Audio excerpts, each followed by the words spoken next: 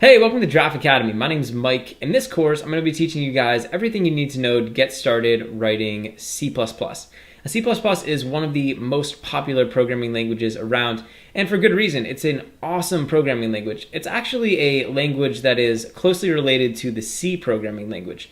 In fact, C++ is essentially just like the next level of the C programming language. So if you're already familiar with the C programming language, then you're going to have no problem picking up C++. But even if you're not, C++ is a great first programming language to learn. And in this course, I'm going to teach you guys all of the core concepts for C++. We're going to start off just with the basics. We're going to, get everything set up. We'll install C++. We'll get you guys set up with the text editor, and I'll show you guys how to write your first program. Then we're going to get a little bit more advanced, so we'll start looking at things like variables, and we'll work with data. We'll even write a couple different programs and some little games. And then we're really going to get into the thick of it. We're going to learn all sorts of different programming structures, things like loops and if statements and classes and objects. It's going to be awesome. We're going to cover all of the core concepts, not just in C++, but all the core concepts for programming in general. So the knowledge you learn in this course will actually be able to carry over to potentially other programming languages as well.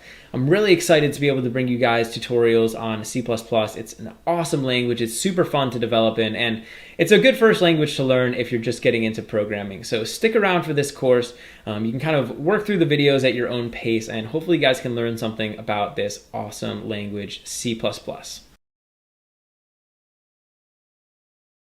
In this tutorial, I'm going to show you guys how to get everything set up to start working with C++. So in order to start working with C++ and start writing programs and doing all that fun stuff, we actually have to do a little bit of setup. We're actually going to need two things on our computer. The first thing we're going to need is a text editor. And we're basically just going to use this text editor in order to write our C++ programs. Any text editor is going to work. Generally, you don't want to use a text editor like Microsoft Word or Google Docs. You're going to want to use just like a basic text editor. It could be something like Notepad. I'm going to show you guys a special text editor called an IDE, which stands for Integrated Development Environment. And we can use that text editor. And it's basically just an environment that's really awesome for writing C++ code. And then we're also going to need, in addition to a text editor, we're going to need a program called a compiler, specifically a C++ compiler. And this is a program that'll basically take the C++ code that we write, and it will translate it or transform it into a language that the computer is going to be able to understand. So as long as we have a text editor and we have our C++ compiler, then we're ready to start programming in C++. So I'm going to show you guys how to get all that set up. First thing we're going to do is head over to our browser. And I'm over here on this website called CodeBlocks. It's just www.codeblocks.org. And CodeBlocks is what's called an IDE. So it's an integrated development environment. It's essentially just a special environment, special text editor that can be used to write C++ code. So this is going to be exactly what we need. I'm just going to click Downloads over here. And you'll see there's a few options. One says download the binary release, download the source code. We're going to click download the binary release, and this is going to bring us to this page. You can see there's a link over here for Windows, XP, Vista, 7, 8, etc. And there's also links for Linux and Mac. Let's click on this Windows option. And over here, you'll see there's a bunch of these different options. So what we're going to do is we're going to download this one over here that says CodeBlocks 1601 min-GW setup. And actually what's cool about this is it's going to include not only the CodeBlocks text editor, but this is also going to include that C++ compiler that I was talking about. So we can download both of those things in this one download for CodeBlocks. So this is the easiest way to do this as a beginner. So let's go ahead and download this. I'm just going to come over here and click on this link for SourceForge, and this should start downloading the file onto our computer. When CodeBlocks is finished downloading, let's go ahead and open that up. So I'm just going to head over to my downloads folder, and we can open that guy up. So you can see over here it says CodeBlocks 1601 min-GW setup. Let's open this, and this should open up into an installer window. So let's click through this installer window, and we can just select all the default options, and this should start installing CodeBlocks on our computer. So once CodeBlocks is finished downloading, then we have everything we need on our computer to start writing in C++. And you can see over here, I just opened up CodeBlocks. And in the next tutorial, we're going to talk about how to set up your first CodeBlocks project and get started writing C++. In this tutorial, I'm going to show you guys how to get everything set up to start working with and start writing programs in C++. In order to set this up, we're actually going to need two different things. The first thing we're going to need is a text editor where we can write our C++ programs. And really for C++, you can use any text editor that you want. So a lot of people might use like something like TextEdit or maybe a different text editor. In our case, we're going to be using something called an IDE, which stands for Integrated Development Environment. And there's an IDE which is called CodeBlocks that is specially designed for writing C++ programs. So I'm going to show you guys how to download that. We're also going to need one more thing, which is going to be a C++ compiler. And basically this is just a program that takes our C++ code that we write and it translates it into a language that the computer can understand. So when we want to run our programs, when we want to execute the programs with the computer, we can use this compiler to translate the C++ that we write into computer code. So the first thing I want to do is show you guys how to get that compiler. And it's possible that if you're on Mac, you might already have it. But what we want to do is go up here to this search bar and we're just going to type in terminal. And I'm just going to click enter and this should open up the terminal. This is basically just a window or a program that we can use to interact with the computer using text commands. So down here, we want to check to see if we already have the C++ compiler installed. So you just want to type in gcc-v and just click enter. If you have GCC, which is the C compiler we're going to be using installed, then all this stuff should come up with like a version number and everything. If this doesn't come up, in other words, if it says that you don't have it, all you need to do to get this is just say xcode select -- install. And this is going to go off and install everything that we need for C++. So I'm just going to click enter. And I already have these installed, so these are like command line tools. You can see I already have them installed. But if you don't already have them installed, then this will basically just prompt you to install them. Once that installer is done running, then you can just check to make sure that you got GCC. So you can just say gcc-v and make sure that you have it. So once we have this C++ compiler installed and we've run this xcode select install command, now what we want to do is get a text editor. So like I said, we're going to be using a special text editor called CodeBlocks, but really you can use any text editor that you want. So I'm going to go down here into my browser and I'm over here on this website, codeblocks.org. And this is the website where we can download this program, CodeBlocks. I'm just going to click downloads.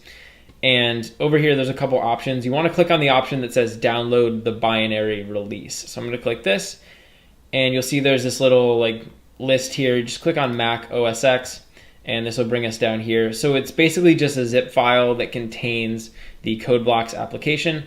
Over here we can download it from SourceForge. I'm just going to click this and this should redirect us to SourceForge and download the file for us.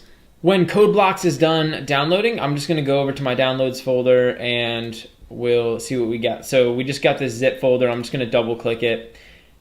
And you'll see over here we get the CodeBlocks application. So what you should do is take this and drag it over to your applications folder. That way OS X knows that this is an application we want to use. Then you have everything that you need to start writing C++. So in the next tutorial, we're going to set up a project in CodeBlocks. We're going to set up our first C++ file and then we're going to run it and we'll just get everything set up and ready to go. In this tutorial, I'm going to show you guys how to get your first C++ project up and running in CodeBlocks. So over here, I just opened up CodeBlocks, and this is sort of like the welcome screen that we get when we first open it. You see over here, there's a couple options. One says create new project, and that's actually what we're going to do. So before we're going to start writing our C++, I'm just going to show you guys how to get a C++ project up and running and ready to go in CodeBlocks. So let's click create new project. And this should open up this little window over here. So you'll see there's all these different options. And these are essentially just different types of C++ applications that we can create. We're going to just do the bare basics. So you want to come over here and click console application and then just click go. And we're just going to click next. And over here you'll see we can select between a couple different languages. We want to click C++. So I'm going to click next. And we're just going to give this project a title. So I'm just going to call it draft. And you'll see down here I'm storing it inside of my desktop. If you want to change it, you can come over here and you can put it wherever you want. Let's click next, and you'll see over here we just have a bunch of options. You can just leave these as the default, and we're going to click finish. Once we click finish, then our C++ project should have been created. So over here in our little tree viewer, you'll see that we have our C++ project. And down here inside of this sources folder, we have this file main.cpp. And CPP is a file extension that stands for C++. So I'm just going to right click this, and I'm just going to open it. And you'll see over here we have a bunch of code that's already been included in this file.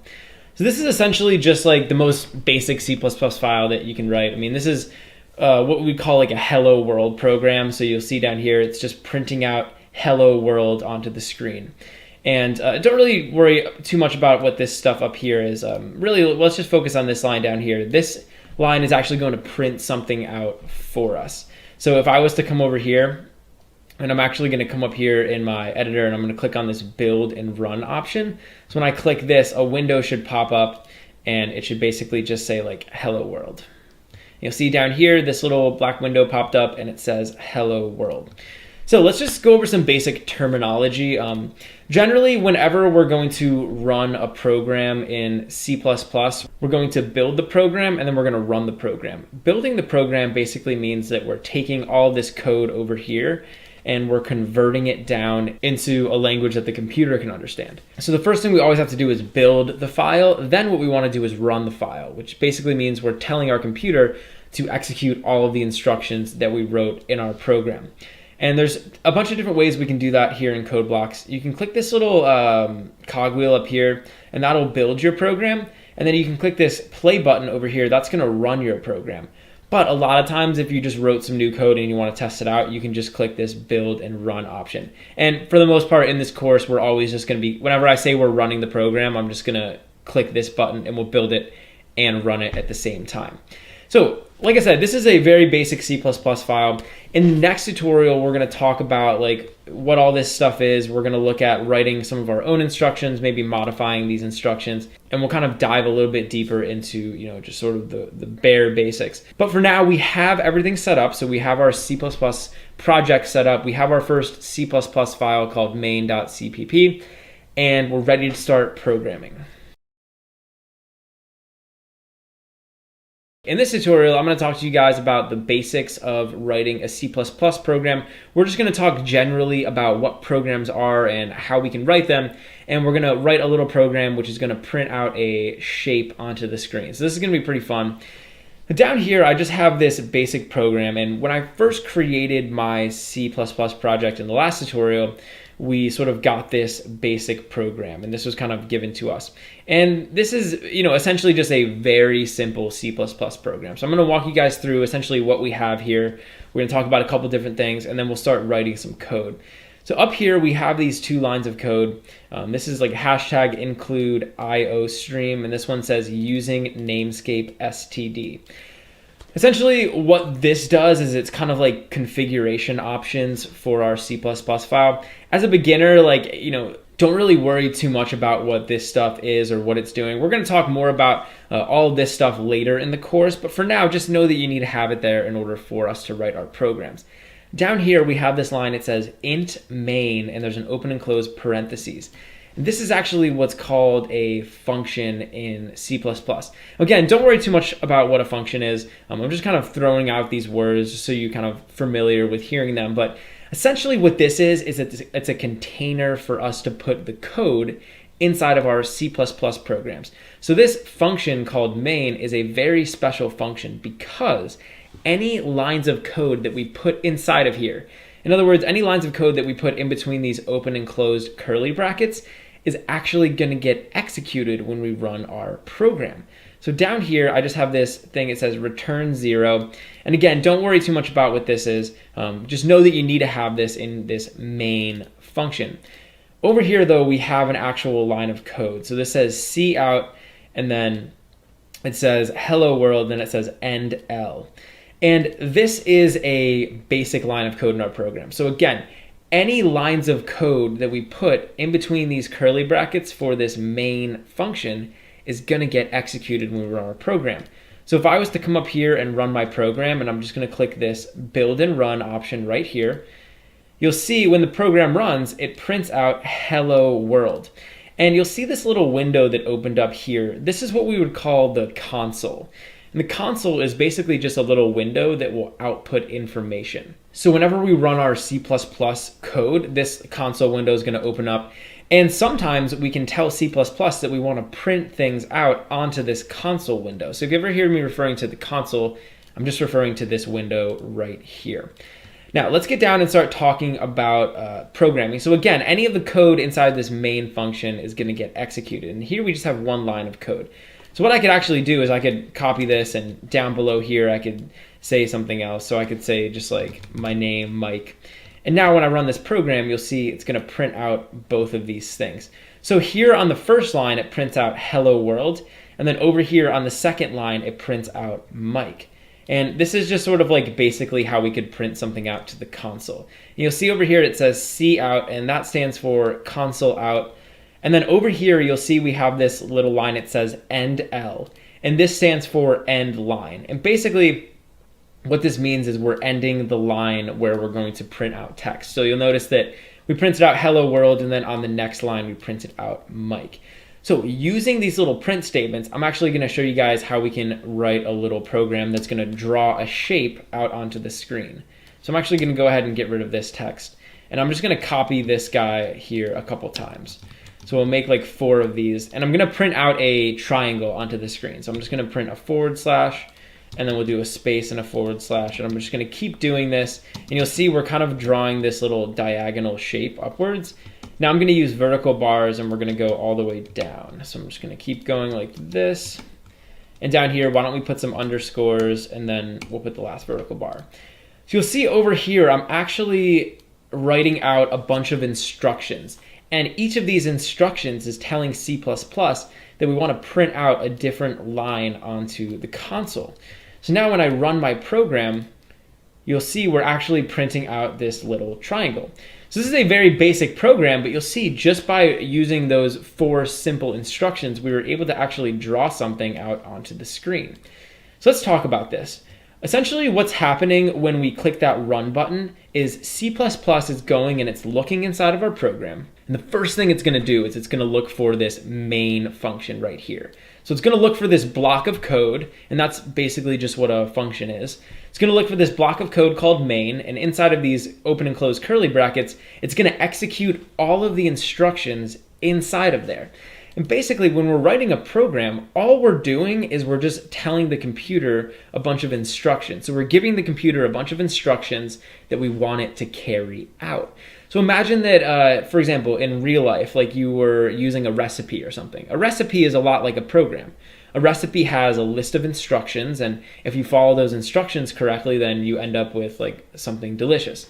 That's basically what a program is. Program is just a collection of instructions that we're giving to the computer. And we can give the computer simple instructions like this, and we can do something simple like draw out a shape. But as we go through this course and we learn more and more complex instructions, and we learn how to use them together in unison with each other, we're going to be able to tell the computer to do a bunch of complex things. So the next thing I want to talk to you guys about is the order that these instructions get executed. So just like if you were following a recipe and you would start with the first instruction and you'd go down to the last instruction, the computer is going to execute these instructions in order. So it's going to start with this instruction, and basically here we're just telling the computer, or we're telling C++ that we want to print this line of text out onto the screen. So C++ is going to do this, and then once it's done with that, it's going to move on to this instruction, it's going to print this out onto the screen, etc. It's going to keep doing that. So actually, let me show you guys. If I was to get rid of this line and I was to put it up here, now you'll see when we run our program that we're going to print out a funky looking shape. So instead of this base being down at the bottom here, we're going to print it out on the top. And that's because we changed the order of the instructions. So again, all a program is it's just a set of instructions that we give to the computer. That's it. It's very simple. The more complex instructions that we can give the computer, and the more ways that we're able to combine those instructions in different ways, the more complex our programs are going to be. So as we go through this course, I'm going to be teaching you guys all sorts of more complex instructions. We're going to learn different ways to do different things, and we'll use real world examples to build little applications, and you'll end up learning a bunch along the way. In this tutorial, I'm going to talk to you guys about using variables in C++. Now, a lot of times when we're writing programs in C++, we're going to be dealing with all different types of data and information. And a lot of times when we're dealing with that data and information, it can be kind of hard to keep track of. And a variable is basically just a container where we can store different pieces of information or different data values in our programs, and it makes it a lot easier for us to manage and maintain and use that data. So I'm going to show you guys an example, and I'll show you guys basically how variables are useful and how we can use them in C++. So down here, I have a very basic program that I've written out. You'll see down here, I'm basically just printing out a bunch of lines of text. It says, there once was a man named George. He was 70 years old. He liked the name George, but did not like being 70. So this is basically like my little story here. And you'll see I can run my program, and this is a valid program in C++. It basically just prints out the story, and we have all of our information. So, this is a pretty nice C++ program. It serves its purposes. But let's say that I'm looking at my story, and I'm thinking, maybe I want to change the character's name, right? So maybe I don't like the name George. Maybe I want to change it to a different name. So what I could do is I could go through and I could manually change it in each line of code. So I could come here where it says George, and I could change it. Let's say we want to change the character's name to John, right? So I can change it to John. I'll keep looking through the story. Down here it also says George, so I'll change it to John. And there we go. We've changed the character's name. We've officially updated it. Let's say maybe now I'm thinking to myself, I think I want to make the character a little bit younger. Instead of 70, why don't we make John 35? So I can do the same thing. I can go in and manually change the value of 70 to 35. So we can come over here and we can say he was 70. We'll change this to 35. And we'll say did not like being 70. Okay, so we'll change that to 35 as well. So now we've officially updated our story. We've changed the character's name, and we've changed the character's age. Here's the problem though. In order to make those changes, I had to manually go through and individually edit each one of the places where the character's name showed up or the character's age showed up. And imagine that instead of having a story that was only 4 lines long, I had a story that was like hundreds of lines. And we mentioned the character's name hundreds of times, and we mentioned their age hundreds of times. Well, all of a sudden, it becomes a lot more difficult for me to manage those pieces of information. So it's difficult for me to manage the character's name and the character's age. Right? If I had a story that was hundreds of lines long and we mentioned the character's name 100 times, having to go and modify and update that name would be a very tedious task because I'd have to go through and essentially just do it manually. And this is where something like variables come in. A lot of times in our programs, we're going to have different pieces of information, different data values that we want to keep track of and we want to be able to manage. So what we can do is we can take those pieces of information and we can put them inside of containers called variables. And a variable, like I said, it's just a container where we can store a piece of data, and it'll make it a lot easier for us to use and manage that piece of data in our programs. So I'm going to show you guys how we could create a variable that could store the character's name and the character's age, and you'll see why this can be useful in something like this. So over here, I'm going to create a couple of variables. When we create a variable in C++, we actually have to tell C++ a couple things. The first thing we have to tell C++ is what type of information we want to store inside of the variable. Now, in the next video, I'm going to talk to you guys all about the different types of data that we can use in C++. But for now, I'm just going to show you guys 2 types of data. The first type of data that we can store inside of a variable is called a string. And that basically means it's a string of characters. So it's like plain text. So this down here where it's saying there once was a man named John, this is a string, right? It's plain text in our program. A lot of times we're going to be dealing with strings. So I'm going to create a string variable. In other words, I'm going to create a container that can store a string value. So I'm just going to say string, and that's the first thing that we have to tell C++. The next thing we have to do is give this container, give this variable a name. So what we want to do is give this a descriptive name, which will basically tell us what is inside of the variable. So I'm just going to call this character name, just like that. And what I can do now is I can give this a value. So I could say character name is equal to, and now we can type in the character's name. So I could say John, just like that. All right, so once we've created this character name variable, now this value, John, this string value, is now stored inside of this character name variable. The next thing we're going to do is create another variable to store the character's age. In addition to storing data in the form of a string, we can also store numbers. Now, age is a whole number, so what I can do is I can store it inside of something called an integer. And an integer is basically just a whole number. So I could just say int, and I can just call this character age. Now, I want to show you guys another thing that we can do. So up here, what we did is we said string character name, and we set it equal to a value right away. But what I could also do is put a semicolon here. And also, I do want to point out, whenever we're writing lines of code in C++, every time you finish writing a line of code, you want to put in this semicolon. I'm not sure if I mentioned that in the last video, but the semicolon basically tells C that we're done with that line of code. So this separates one line of code from another. So you need to always make sure you put these semicolons. But with a variable, what I could do is I could say int character name. I could do the same thing for string. And then I could go on to a new line and I could give this a value. So I could say like character age is equal to, and now I'm just going to type in a number. So we said that John was going to be equal to 35. And you'll notice when we use numbers, we don't have to surround these with quotation marks. We just can type out the number. So now we have two variables, and I showed you two different ways that we can create them.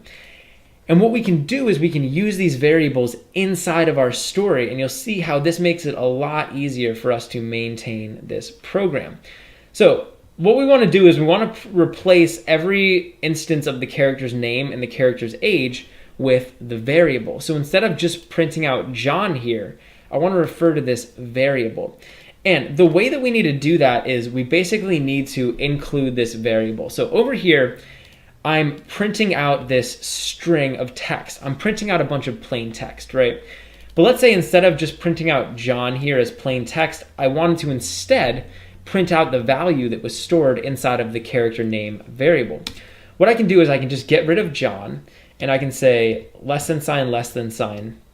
And what this is basically going to tell C++ is that we want to take the value that we're going to type out here. So I'm just going to type out character name. And it's basically telling C++ that we want to take this value and we want to insert it right here inside of this line of text. So when I go ahead and run my program now, you'll see that we're still printing out there once was a man named John, except now I didn't actually type out John. All I did was include this variable right here, and I basically just said that we want to put the variable right in there. So that's how we can include a variable inside of one of these print statements. So over here, I'm going to do the same thing. So I'm just going to say less than character name. And now this is going to insert the character name. In other words, it's going to insert the value stored inside of the character name variable at this position. We can do the same for the age. So over here, we have the character's age. I'm going to get rid of that, and I'm going to say less than, and now character age. And so the value inside of the character age variable is going to get placed right in there. And we have one more place where we have the character's age. So over here, I'm going to get rid of this. And now this is going to be special. So you'll see over here, we want to insert the value inside of the character age variable right in between all of this text. So I want to put it right here. What I can do is I can make two quotation marks. And essentially what this is doing is it's saying this is going to be its own string of text, and this is going to be its own string of text. And I can make two less than signs. I can type out the character age variable. And then I'm going to make two more less than signs. And this is essentially just going to string all of these together. So it's going to say, print out this text, then print out the value inside of the character age variable, then print out this text. So I've now replaced every instance of the character's age and every instance of the character's name with those variables. Let's run our program and see what happens. Over here, you'll see we have the same exact story as we did before. There once was a man named John. He was 35 years old, John 35. So without having to manually do anything, we were able to include those values. And now what's cool about variables is if I wanted to update the character's name or update the character's age, all I have to do is change it up here in one spot. So if I wanted to change the character's name to Tom, and I wanted to make Tom, let's say 50 years old, I only have to modify the values that are getting stored in the variables, and they'll automatically update down in our story. So now when I run my program, you'll see it's using the name Tom, and it's saying that he's 50 years old. So that's kind of an awesome way that we can use these variables. Another cool thing that these variables allow us to do is modify the values. So let's say that halfway through our story, I wanted to change the character's name. Right, so halfway through, I wanted to make the name be a different name. All I have to do is say character name, and I can actually assign this a different value. So I could give this the value of Mike, and again, I'm gonna need a semicolon here at the end of this line of code. And now you'll see halfway through the story, the character's name is gonna change. So it says there once was a man named Tom, and down here, it's using the name Mike. So not only was I able to just use those variables to insert these values, but I can actually modify those variables at different places in my program. So that's pretty awesome. Now, this is just sort of like the bare basics of variables. Variables are containers. They allow us to maintain and keep track of the data and the values in our programs a lot better. And they also give us the advantage of only having to assign a value once. So I can assign a value once up here, and then I can use it and refer to it at different places down here. I can also modify those values at different places in my programs. So in this tutorial, we talked about storing values as strings of text and as integers, which are whole numbers. In the next tutorial, I'm going to show you guys all of the different types of information and the different types of variables that we can create in our programs.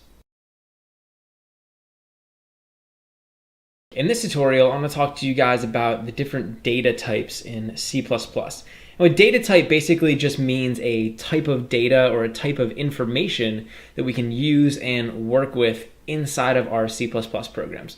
So there's all different types of information. We can store like text, different types of numbers, decimal numbers, true, false values, all sorts of stuff. And I'm going to kind of walk you guys through what all of those are and how we can use them. So the easiest way for me to demonstrate this is just going to be to create a bunch of different variables. So any of the different types of data that we can work with in C++, we can actually store inside of variables. So I'm just going to create a couple different variables, and I'll kind of show you guys exactly how this is going to work. So the first data type I want to talk to you guys about is called a character.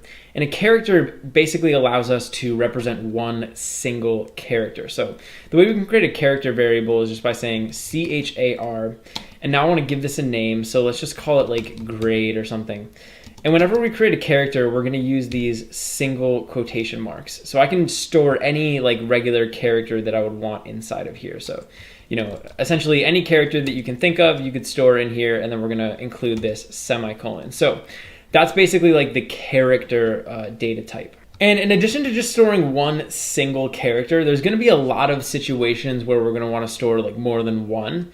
And what we can actually do is use something called a string. And a string is basically just a string of characters. So it's, instead of just being one single character, it's like a bunch of different characters. So this would be like essentially just plain text that we would see in a program. So I could just say string, and we could just call this like phrase.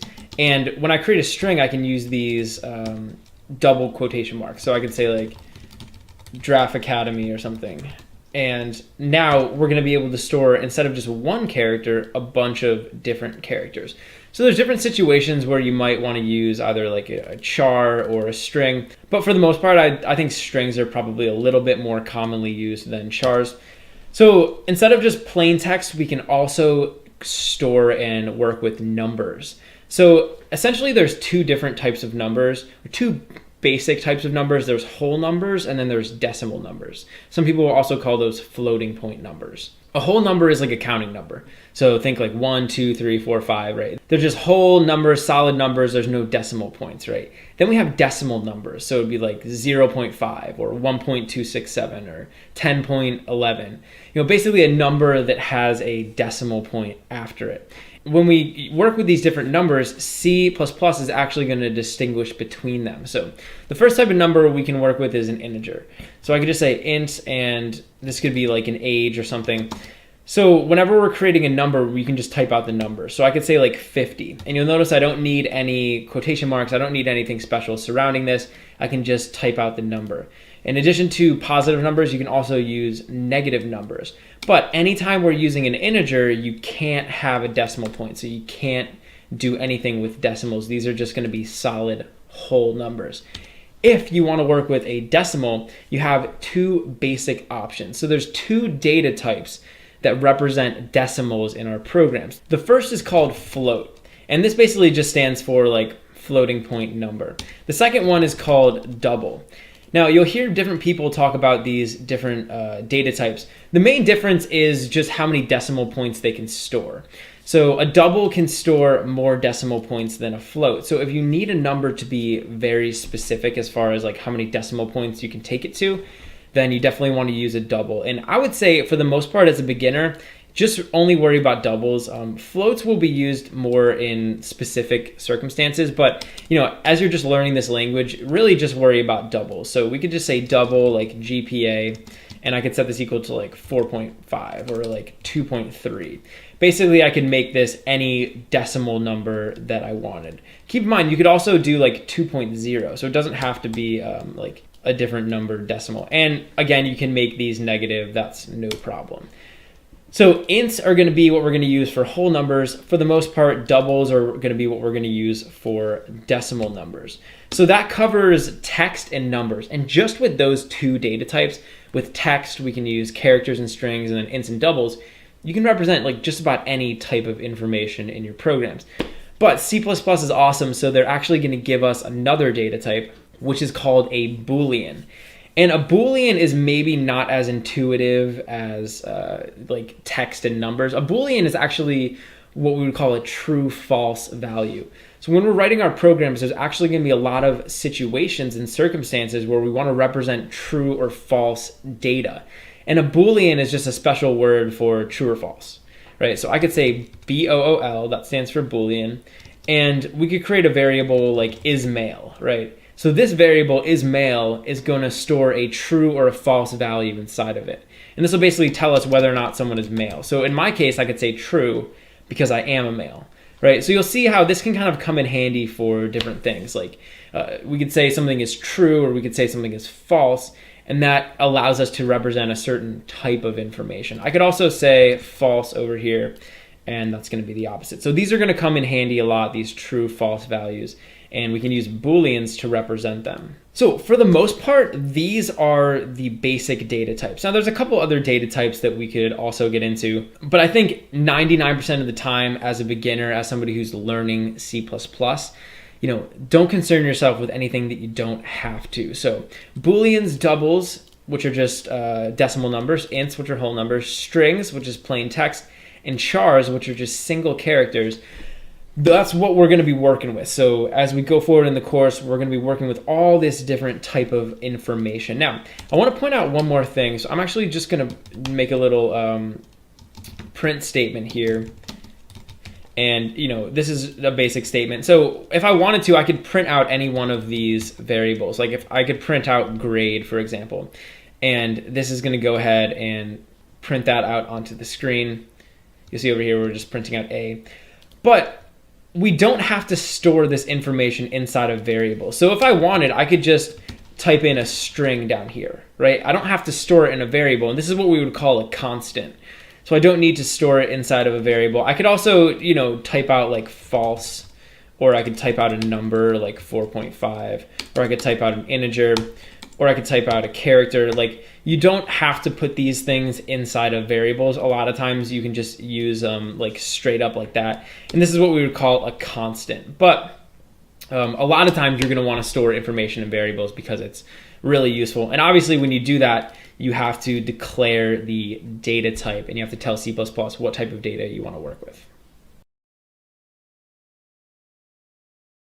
In this tutorial, I'm going to talk to you guys about the ins and outs of working with strings in C++. Now, in the C++ programming language, one of the most common types of data that you're going to be working with are going to be strings. And strings are basically just plain text. So any type of plain text that we want to represent or work with in our program is going to be considered a string. So down here, you'll see I have this little program set up, basically just printing out a couple lines. So the way I can create a string is just by using an open and closed quotation marks like this. So I can basically type out whatever I want. If I wanted to, I could type out Draft Academy. You'll see now I'm printing out Draft Academy and hello. If I was to run my program, you'll see that we print out Draft Academy and hello. First thing I want to show you guys is has to do with this cout line of code over here. So you'll notice here it says end L right here. And basically when we put end L right there, it tells C++ that we want to print a new line after we print whatever is in here. So if I was to get rid of this and I just said cout Draft Academy, now what you'll see is that hello is going to get printed on the same line as Draft Academy because we didn't put end L, so we didn't put a new line. If I wanted to, though, I could actually manually come in here and specify a new line by saying a \n. So \n basically means that we want to print out a new line. So this inside of a string represents the new line character. So now when I run this program, you'll see that hello gets printed out on a new line. So that's how we can use that \n inside of our string in order to do essentially the same thing as end L is doing. And if I wanted, I could put this like in between these two words and it would put them on a new line. So in addition to just printing out a string like we did over here, I could also store a string inside of a variable. So in order to create a string variable, I can just say string, we'll give it a name, so we could just call this phrase, and I could set it equal to whatever I want. So let's set it equal to Draft Academy. And then I can do exactly what I did down here. So here I could just print out phrase, and now it'll be printing out Draft Academy onto the screen, just like that. So in addition to just printing out strings and kind of working with them that way, storing them inside of variables, we can also use what's called string functions. Now, a function is something that we're going to get into more later in the course. We're going to write our own functions, but for now, just know that a function is basically like a little block of code that we can call, which will perform a specific task for us.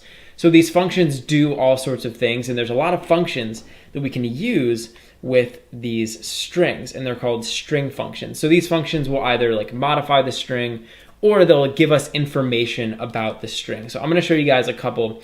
So the first string function that I want to show you guys is the length function. And all I have to do to use this is I can just come down here, and I'm actually just going to print out the result of using these functions. So I'm going to put it down here. I can just say phrase.length, and I can make an open and close parentheses. And generally when we're calling a function in C, we're going to use this dot, and then we're going to type the name of the function. So this is the length function, and we're going to make an open and close parentheses like that. So now if I was to run this program, you'll see we're getting 15. So this is basically just telling us how many characters are inside of this phrase string. So how many characters are inside Draft Academy.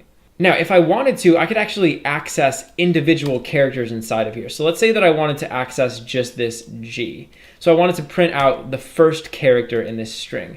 Well, I can make an open and closed square brackets just like this. And inside of here, I can put a 0. And 0 is going to refer to this first character in the string. So now when I run my program, you'll see we're just printing out this capital G. If I wanted to access this R, for example, I could say 2, and 2 is going to refer to this R. So now when I run my program, we're printing out R, as you can see over here. So if you haven't caught on yet, whenever we're indexing a string, we're starting at 0. So if I was to assign index positions to each one of these characters in the string, I would say that G is at index position 0, I is at index position 1, R is at index position 2, A, 3, F4, etc. So whenever C++ is indexing a string, it always starts indexing it at 0. So it'll start counting basically 0, 1, 2, 3, 4. Even though G is the first character in Draft Academy, it's technically at index position 0. So whenever we're using something like this, we're referring to like a specific character, we want to refer to the index position, which is going to start at 0. Another thing I could do is I could actually like modify a specific character in a string. So I could say like phrase, and I can refer to an individual character inside of this string. So we could say like phrase 0. I could assign this a new value. So I can assign this the value of a new character. So you'll notice I'm using these single quotes. So I could say like B.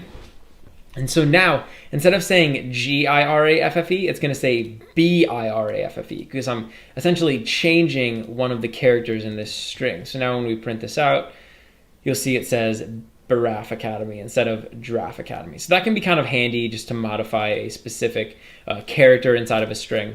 We could also find out information about this string. So I showed you guys how we can find out the length of the string, but imagine if we wanted to find out whether or not a specific string or a specific character was inside of this string. I could say phrase.find, and I can make an open and close parentheses. And actually, inside of these open and close parentheses, I'm going to give this find function a couple different pieces of information.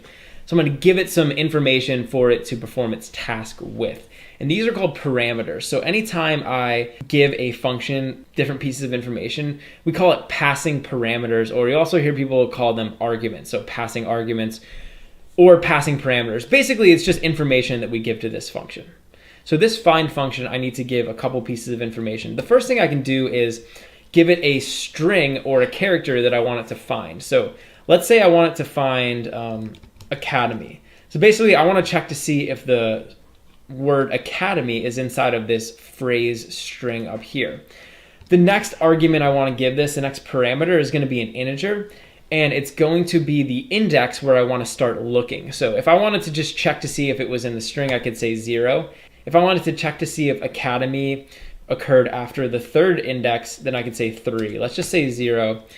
So now this is actually going to give us back a number, and it'll tell me at what index position inside of this string academy occurs. So now I'm going to run my program. You'll see over here it's giving us an 8 back. That's because academy starts at index position 0, 1, 2, 3, 4, 5, 6, 7, 8.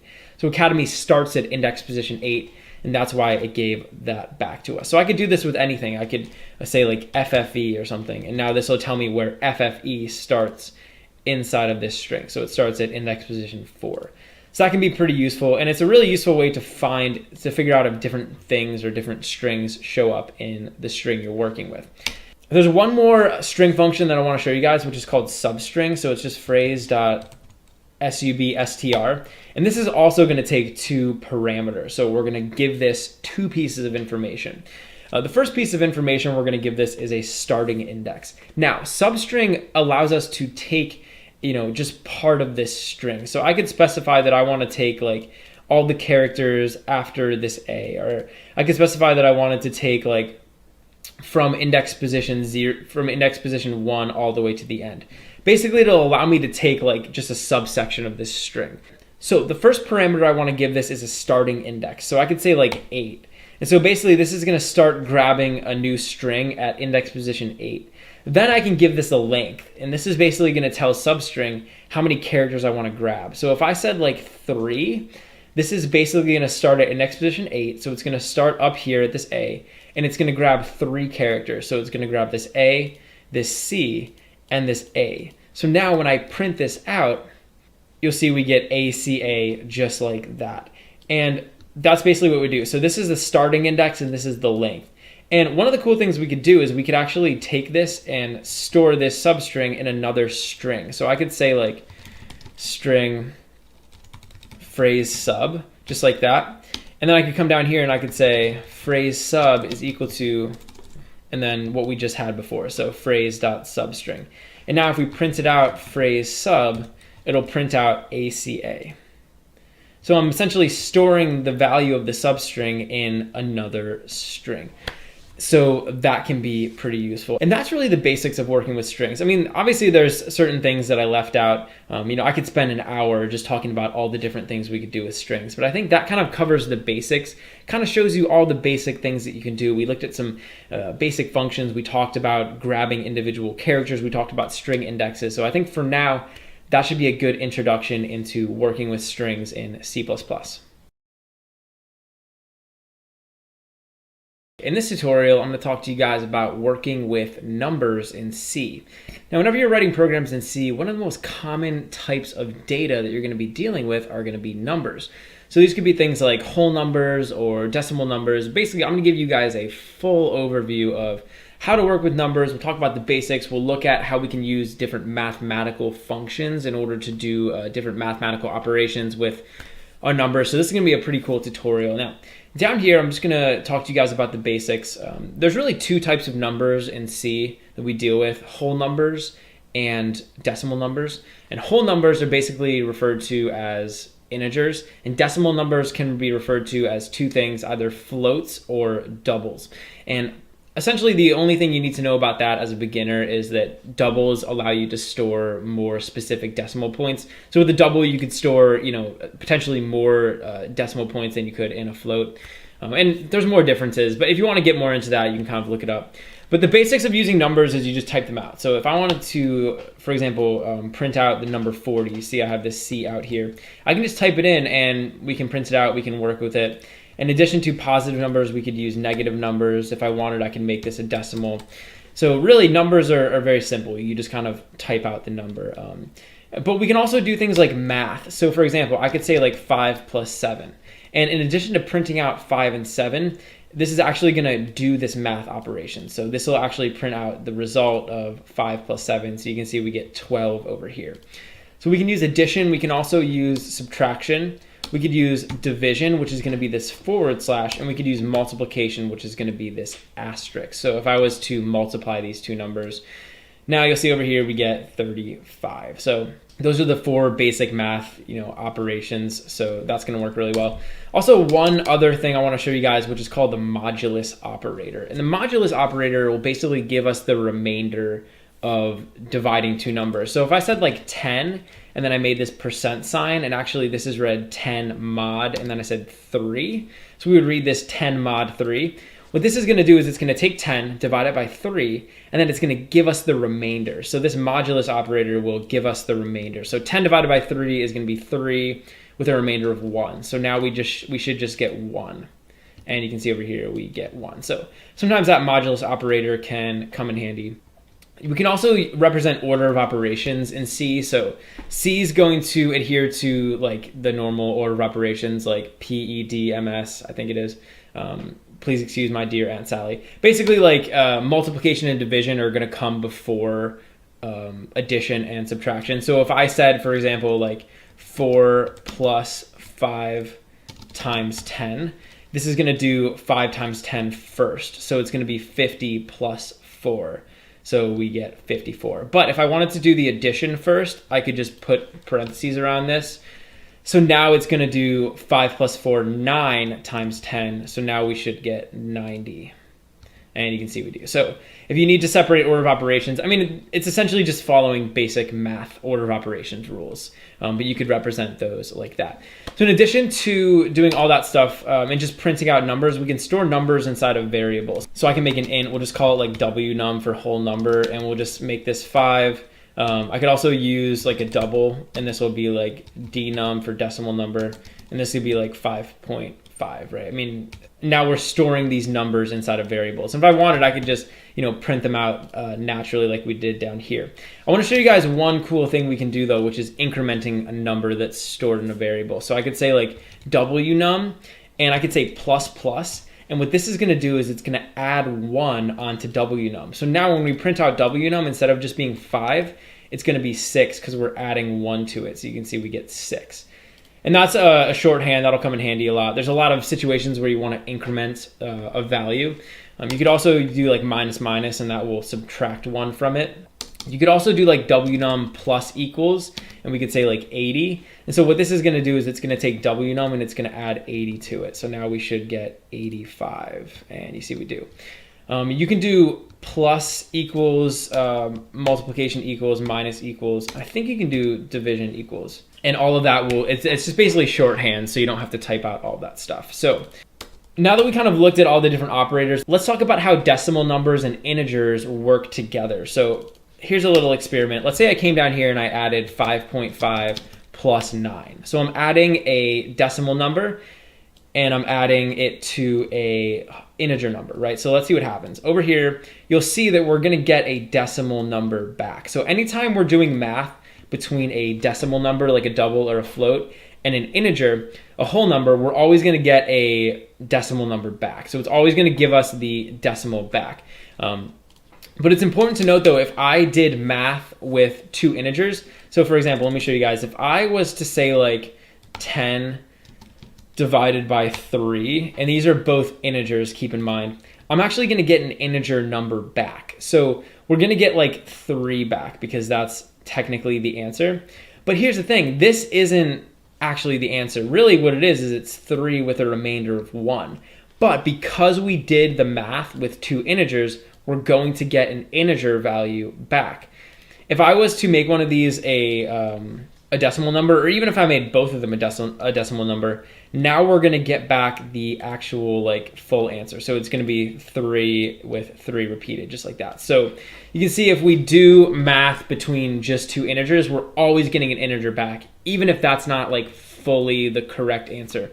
In different circumstances, you're gonna wanna do that. In other circumstances, you're not, but just keep that in mind. So that's kind of how integers and decimal numbers interact with each other. So now what I wanna do is show you guys how we can use different math operations. So it generally, just with math, there's all sorts of different operations. So you could do like square root, you could take a number to a power, we could round a number. And in C, there's actually these things called functions, which can do all that stuff for us. A function is basically just a collection of code that we can call that will perform a specific task. And we're gonna talk more about functions later. But for now, I'm gonna show you some basic math functions that we can use. In order to use these math functions, I actually have to do something called importing them. And essentially when we import something, we're telling C++ that we need to go out and grab code from other files. So up here you can see we're using this include statement and we're grabbing something called IOStream. I'm gonna add another line here. We're just gonna put a hashtag. We're basically just gonna copy this guy up here. I'll make an open and closed greater than less than sign. And in here, I just want to type in CMath. And basically what this is going to do is it's going to tell our C++ program that we want to use some math functions. That's kind of all you need to know at this point. Just know that you need to put this up here in order to follow along with what I'm going to be doing. So down here, we can now use a bunch of different math functions, essentially just math operations. So for example, I could say like POW, and what this will do is it'll take 2 arguments. So in here I could pass 2 numbers, like I could pass a 2 and I could pass a 5. And what this will do is it'll take 2 raised to the power of 5, and it's just gonna print that out. So when I run my program, you'll see we're getting 32. So 32 is 2 raised to the 5th power. And you can kind of do that with any number. So I could also say like 3 raised to the 3rd power, so 3 cubed, and now we should get 27, which we do. So that POW function can be pretty useful. There's another one, square root, SQRT, essentially doing the opposite. So we could say like square root 36, and now this is gonna give us the square root of 36 back, which is gonna be 6. So that can be pretty useful. And inside of these functions, you can put decimal numbers too. So I could put both integers, like whole numbers, and also decimal numbers.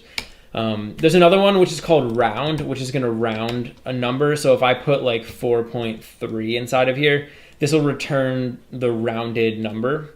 So you see we just get 4, and this will follow normal rounding rules. So if I change this to 4.6, now we should get 5 back.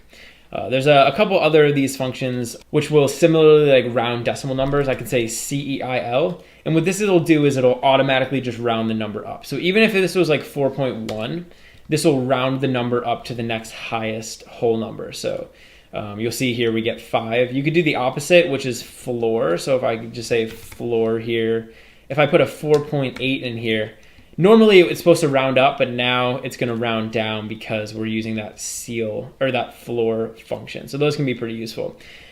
And there's one more I wanna show you guys, which is called fmax. And fmax is gonna take 2 numbers. So I can pass in like a 3 and a 10. And this will tell me which one's bigger. So this will return back to us the bigger of the 2 numbers. So now when I run this program, you'll see it's giving us a 10 back because 10 was the bigger number. And a lot of circumstances in C, you're going to have two numbers. You might not know which one is bigger, so this can be really useful to tell us. And you could also use fmin, which will do the opposite. So this will tell us what the smallest number that we passed in was. And you can see we get 3 over here. So those are some basic math functions. There's a lot more. If you just go online and search C++ math functions, like you'll find a huge listing of all of them that you can use. There's things to do like sine, cosine, tangent. You can do like logarithmic stuff. You can do you can use like exponentials, all different stuff like that. It can be really useful, but that's kind of the basics of how you can use that. And really numbers are extremely useful, and that's kind of been like a broad overview of sort of all the stuff you can do with them. In this tutorial, I'm going to show you guys how to get input from a user in C++. Now, a lot of times in our programs, we're going to be working with all different types of information. But one of the most important types of information is going to be information that the user inputs. So a lot of times in our programs, we're going to want to allow the user to input information, and then we're going to want to use that information in order to do different things. So in this tutorial, we'll just give a broad overview of how that's done. We'll talk about how to get different types of information. And you'll kind of learn everything you need to learn. So down here, whenever we're getting information from the user, the first thing we always want to do is store that information somewhere. So whenever I'm asking the user to give me a piece of information, if they give me that information and I don't put it anywhere, like it's kind of useless, right? So usually what we want to do is create a variable. And I'm actually going to write a little program that will allow the user to enter in their age. So I'm going to create an integer just called age. And I'm not going to give it a value. So I'm just going to put a semicolon there. We're essentially declaring the integer. So we're telling C++ that we want to use this integer, but we're not giving it a value. We're going to let the user give this variable a value. The next thing I want to do is I want to prompt the user to enter in something, right? So if I don't give them a prompt, if I don't tell them what information I want, then they're not going to know what they should input. So I'm just going to say cout, and I'll just print out a little prompt. So we'll just say, enter your age, and we're basically just prompting them to enter in their age.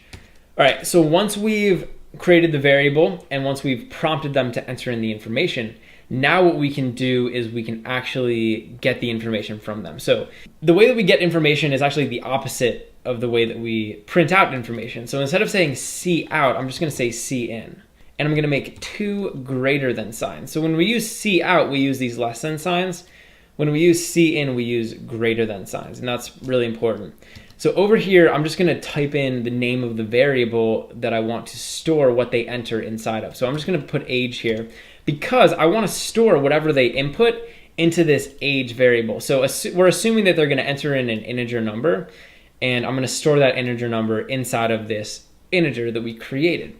Now what we can do is we can just print out something. So we'll print out a little message to them, basically saying like you are, and then we'll say like age, and we can say like years old. Cool. So now we're basically just asking them to enter in their name. We're taking whatever they input and we're storing it inside of this age variable. We can do that using this cin command here. And then we're just printing out you are the age years old. So let's go ahead and run our program and we'll see how we did. So I'm going to build and run, and you'll see here it says enter your age, so we can just put like 30. And now when I click enter, it's going to take that integer that we entered in, 30, it's going to store it inside of the age variable. It's going to print out the prompt. So when I click enter, you'll see it says you are 30 years old. So that's awesome. So we can do that, and we can get an integer. I could also get a double, so if I made this a double, it would be the same thing. So here I could run the program and I could enter in like 4.5. So maybe someone's like 4.5 years old and here they're entering in 4.5. So it's going to work the same exact way. You could also do the same thing for characters. So if I made this a char, here it'll be the same. So we'll be able to get a character from them as well. So now when I run the program, I could just enter in like a G, for example, whatever. Obviously that's not the age, but it does the same thing. So it's able to take in that character and it's able to use it. Now here's the thing, that's how we can get characters and numbers. But if we want to get a string of text, we're actually going to do something different. So if I wanted to get a string, I'm actually not going to use this cin command. So I'm going to show you guys how we can get a string. So instead of entering in the age, why don't we have them enter in their name? So over here, I'm going to make a string, and I'm just going to call it name. Instead of using cin, I'm going to use another command, which is called getLine. And getLine will basically allow us to get an entire line of text. So instead of just getting like one number or one character, we're going to get like the entire line that the user enters. And in here, we need to pass this a couple different parameters. The first is going to be cin. And cin is basically just that little like command prompt. So like whenever we enter stuff into that command prompt, that's basically what this is saying. And then we want to enter in the name of the variable where we want to store the line of text that we get. So I'm just going to store it inside of name. And so over here, we could just say hello to the user. So I could say hello, and it's going to be name. So now we'll be able to get the name from the user. So we'll basically get the entire line. So for example, I could come over here, I could say like John Smith. And now when I click enter, it says hello, John Smith. So that's how we can get strings of text. And that's really the difference, is if I wanted to get like an integer and store it inside of an integer variable, or if I wanted to get a char and store it inside of a char variable, I have to use cin.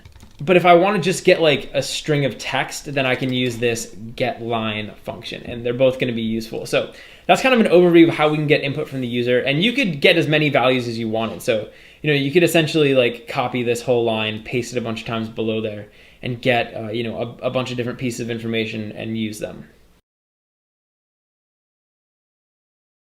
In this tutorial, I'm going to show you guys how to build a basic calculator in C++. Essentially, we're going to build a calculator where the user can enter in two numbers, and then we'll add those numbers together and we'll spit out the answer. So this is going to be kind of cool, and it'll show you guys a little bit more about getting input from users. So down here, the first thing we want to do before we do anything is create two variables where we can store the two numbers that we want to add together. So I'm going to create an integer, and I'm just going to call it num1, and I'm not going to give this a value because we're actually going to let the user give this variable a value. I'm going to create another one called num2, and same thing. And actually, let me show you guys something cool we could do. If we're creating two variables like this, and they're the same data type, I could actually put them on the same line. So I could say num1, comma, num2. And a lot of people find this to be really useful. So for example, I could do like as many as I wanted. In our case, we're just going to have two numbers though. So now that we've declared our two number variables, the next thing we want to do is prompt the user and get some information. So I'm going to say cout, and the first thing we'll do is prompt them for the first number. So I'll say enter first number, and now we want to actually get the first number from the user. So I'm going to say cin, and over here I'm just going to specify num1. So we're going to store the number that they enter inside of this num1 variable. I can actually just copy this, and we're going to do the same thing down here. So I'm just going to say enter second number, and now instead of num1, it's going to be num2. So at this point in our program, we should have both of those numbers. We should have gotten both of those numbers from the user. The last thing we want to do is just print out the answer. So we can actually just say cout, and I'm just going to add num1 and num2 together. So we should be printing out the result of adding those two numbers together. So let's go ahead and run this program, and we'll see how we did. So I'm going to build and run. And actually, whoops, I put the wrong direction for these arrows here. So this is probably a really common mistake. With cin, we want to make two greater than signs, not two less than signs. So that's something that could easily trip up a new user. And it tripped me up. So when we're using cin, we're using these two greater than signs. When we're using cout, we're using these two less than signs. That's my mistake, but I guess that does kind of highlight a common mistake for beginners in C++, and even for someone like me who's programmed in C++ a lot before. All right, so now let's run our program, and it says enter first number, so we'll enter in a 5, enter second number, we'll enter in a 10, and now when I click enter, it should add both these numbers together. So it does, and we get 15. So that's pretty cool. Another thing we could do is instead of using integers, we could also just use doubles. And that's as easy as just changing these variable declarations. So now when we run the program, we can work with doubles. So I could enter in like a 4, and I could also enter in like a 9.8. And now we'll be able to add those guys together. So that's kind of cool. And really, that's a basic calculator. So essentially, we're declaring the variables up here. We're using cout, and with cout, remember, we're using these less than signs. Then we're using cin with the greater than signs, and this line is basically getting the input from the user, and it's storing it inside of this variable. We're doing that twice, and because we stored these as doubles or before integers, we're able to add them together and print out the answer. So that is the basics of building a calculator. Actually, later in the course, I'm going to show you guys how we can build an even cooler calculator that'll be able to add, subtract, multiply, and divide, and the user will get to decide. In order to build something like that, we're going to have to learn some more stuff. So stick around and we'll learn how to do something like that later in the course. In this tutorial, I'm going to show you guys how to build a little Mad Libs game in C++. So a Mad Libs is basically a little game where you enter in a bunch of random words, could be like nouns, verbs, adjectives, and then all those words get taken and get sprinkled into a story. And generally, since you entered in random words, the story ends up being pretty funny. So let me show you guys over here on my browser. I just have an example of a Mad Lib. Essentially there's this story, and then you would sprinkle in all those random words that the person enters into the story. So we're gonna build something like this in our C++ program. So down here I have my little program set up. It's just this little poem. It says, roses are red, violets are blue, I love you. So this is a, sort of a classic poem, but I think this could be a lot better if we turned it into a Mad Lib. So let's say instead of saying roses are red, why don't we let the user enter in a color? Instead of saying violets are blue, we'll let them enter in a plural noun. And instead of saying I love you, let's say I love celebrity. So some random celebrity they can enter in.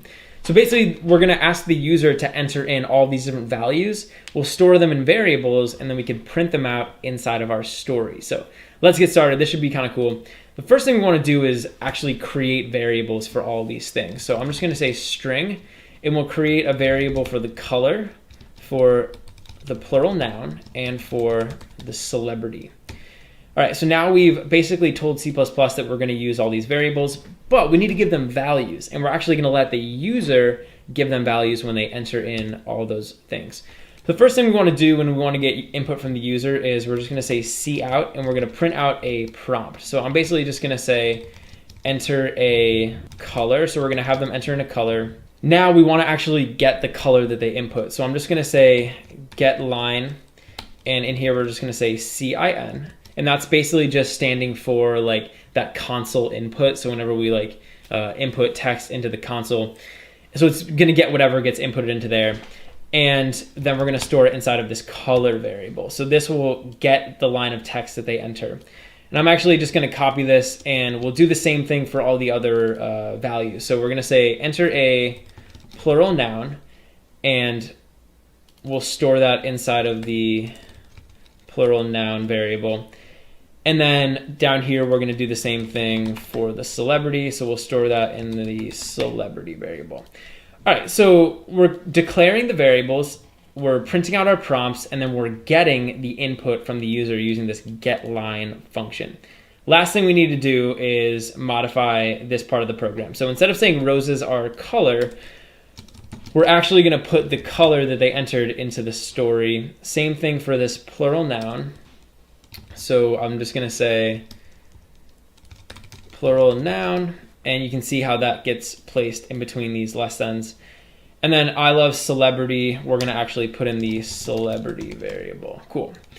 All right, so now our program should be set up. Everything's wired up. We're getting values into all these variables, and we're printing them out down here in our story. So let's run this program, and we should be able to play our Mad Libs. Enter a color. Why don't we enter in magenta? Enter a plural noun. Let's do microwaves.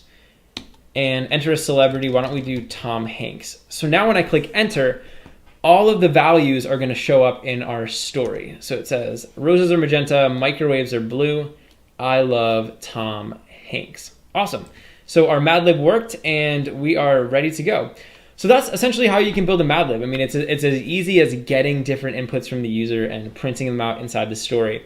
But this is a very simple Mad Libs. I mean, I'm sure you guys could see that you could ask the user for like 20 different words and print them out into some huge long story, and it's going to work out the same way. So this is an awesome way to create our Mad Libs game. In this tutorial, I'm going to talk to you guys about using arrays in C++. A lot of times when we're writing programs in C++, we're going to be dealing with large amounts of data. And one way that we can keep track of and manage that data is by using something called a variable. But the one thing about variables is that generally you can only store one value inside of a variable. So if I create like a character variable, I can only store one character in there. If I create an integer variable, I can only store one integer in there. A lot of times though in C++, we're going to be dealing with huge amounts of data, and that's where arrays can come in. Array is basically a container, a lot like a variable, but unlike a variable, arrays can hold multiple data values. So an array could hold like a list of thousands or millions of pieces of information. And generally we could put pieces of information that are related to each other in some way inside of the same array. So I'm going to show you guys how we can create arrays and how we can work with them. You create an array a lot like you create a normal variable. So the first thing we have to do is tell C++ what type of data we want to store inside of the array. So I'm just going to make an array of integers. So I can just say int, and again, just like a variable, we're going to give this a name. So I could say like lucky nums, right? And this would be an array of lucky numbers. Now, here's where this gets different from a variable. When we're creating an array, we always want to put an open and closed square bracket after the name. So after lucky nums, we're going to put this open and closed square bracket. And that basically tells C++, okay, they want to create an array. So they want to be able to store multiple pieces of information inside of this container. Now I'm just going to say equals, and the easiest way to create an array is just to assign it some default information right off the bat. And I can just make an open and closed curly bracket, and inside of here I can just start typing out the information that I want to store. So let's say I want to store like a list of numbers. I could say like 4, 8, 15, 16, 23, 42. Right? So I'm storing all of these numbers inside of this single container. So unlike a variable where we could only store one number, now I'm storing a whole list of numbers. And we would refer to these as elements in the list. So 4 would be the first element in the list, and then we would delineate the next element using this comma. So now we have the second element, 8, 15, 16, etc. So these are all going to be elements inside of our array. Now, down here, I'm going to show you guys how we can access individual elements. So I'm just going to say cout, and let's say that I wanted to access one of these particular elements. So let's say I wanted to access like this first element here inside the array. Because what good is the array if we can't access the information inside of it, right? I can just say lucky nums, and I can make an open and closed square bracket. Now, inside of this open and closed square bracket, I can put the index of the element inside the array that I want to access. So if I want to access this first element in the array, I just need to put its index in here. That's going to be 0. So now when I run my program, you'll see we're printing out 4. We're printing out that first element in the array.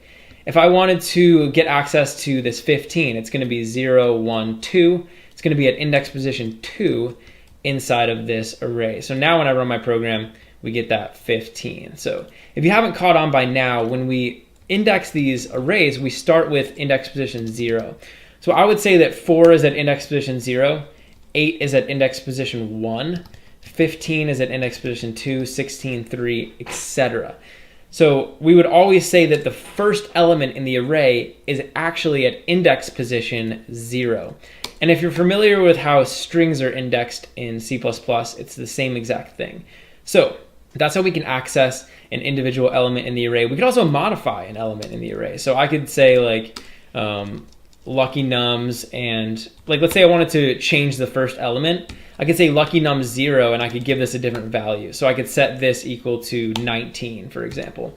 Now down here, when I print out lucky nums 0, I'm actually going to be printing out, and actually typo, whoops. I'm actually going to be printing out 19. So you can see we were able to modify one of the indexes inside of that array. Another thing we can do with these arrays is I can give them a size. So normally if I just create the array like this, where I just say int lucky nums and an empty square brackets, the array is only going to be able to store the elements that I declare over here. But a lot of times when you're making these arrays, you might not know what all the elements should be. So over here I could put in a number, like I could say like 20. And essentially what I'm doing here is I'm telling C++ that I want to be able to store 20 elements inside of this lucky nums array. So over here, I don't have 20 elements yet. I only have elements 0, 1, 2, 3, 4, 5. So what I could actually do is I could add more elements into here. So I could say like lucky nums 6 or lucky nums 10, and I could give this a value. So I could give lucky nums 10 the value of 100. And now down here, if we printed out lucky nums 10, it's going to be printing out 100, as you can see. Another thing you can do is just not give this any info right up front. So I could get rid of all of these, and I could just put a semicolon here. And then down here, I can give all these different values. So I could say lucky nums 0 is equal to 100. And now I could, essentially just assign all of the elements after we declare it. So like I said, a lot of times you might not know exactly what's going to go in the array when you declare it. And so you can just basically tell C how many items you want to hold in there, and then you can just fill the array up as you go. But that's really the basics of arrays, and arrays are very simple. So this is a very simple way to store multiple pieces of information.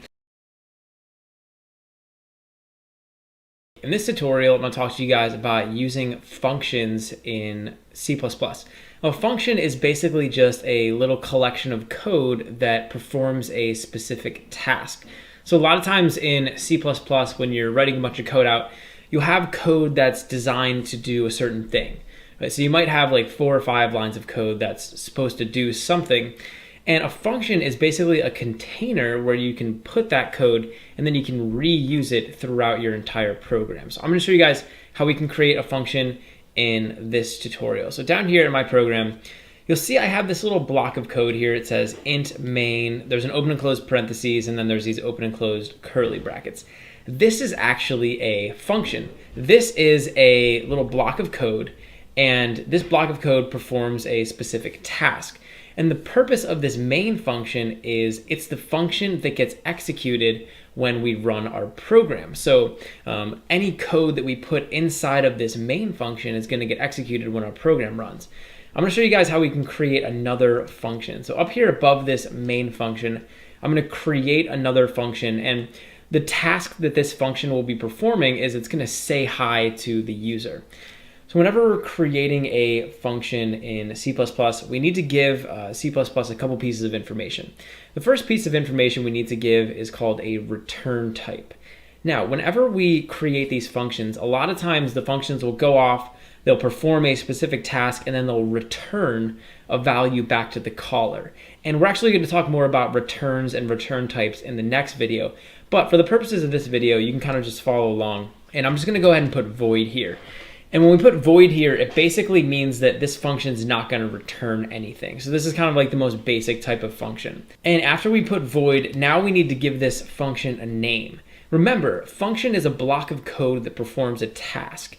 So generally when we're naming a function, you're going to want to name it according to the task that it's performing, or according to the purpose of the function. So I'm just going to call mine say hi, because our function is going to say hi to the user. Now I'm going to make an open and closed parentheses, and after this I'm going to make an open and closed curly bracket. Any code that I put inside of this open and closed curly bracket is going to be considered inside of the function. So inside of here, why don't we just say like cout, and we'll just print out like hello user. And that's basically all we'll do. So this is a very simple function. I just have one line of code in here. I could have as many lines as I want. This is a simple function, but I could have, a dozen lines or 100 lines if I wanted to. You can put as many lines of code in the function as you want. Now, let's run our program and we'll see what happens. So I'm going to go ahead and run my program. And you'll see over here, nothing's getting printed out. So hello user isn't actually getting printed out when we run our program. Here's the problem. When we want to execute the code that's inside of these functions, in other words, when we want to execute a function, we have to do something called calling it.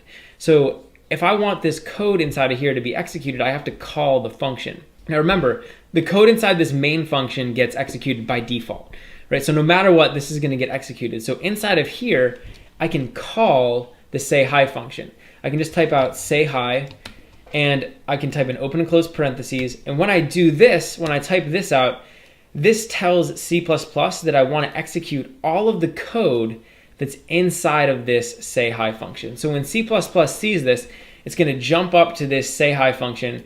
It's going to execute all of the code inside of there, and then it's going to come back down. So let's go ahead and run our program, and we'll see what happens. So you can see over here now we're printing out hello user.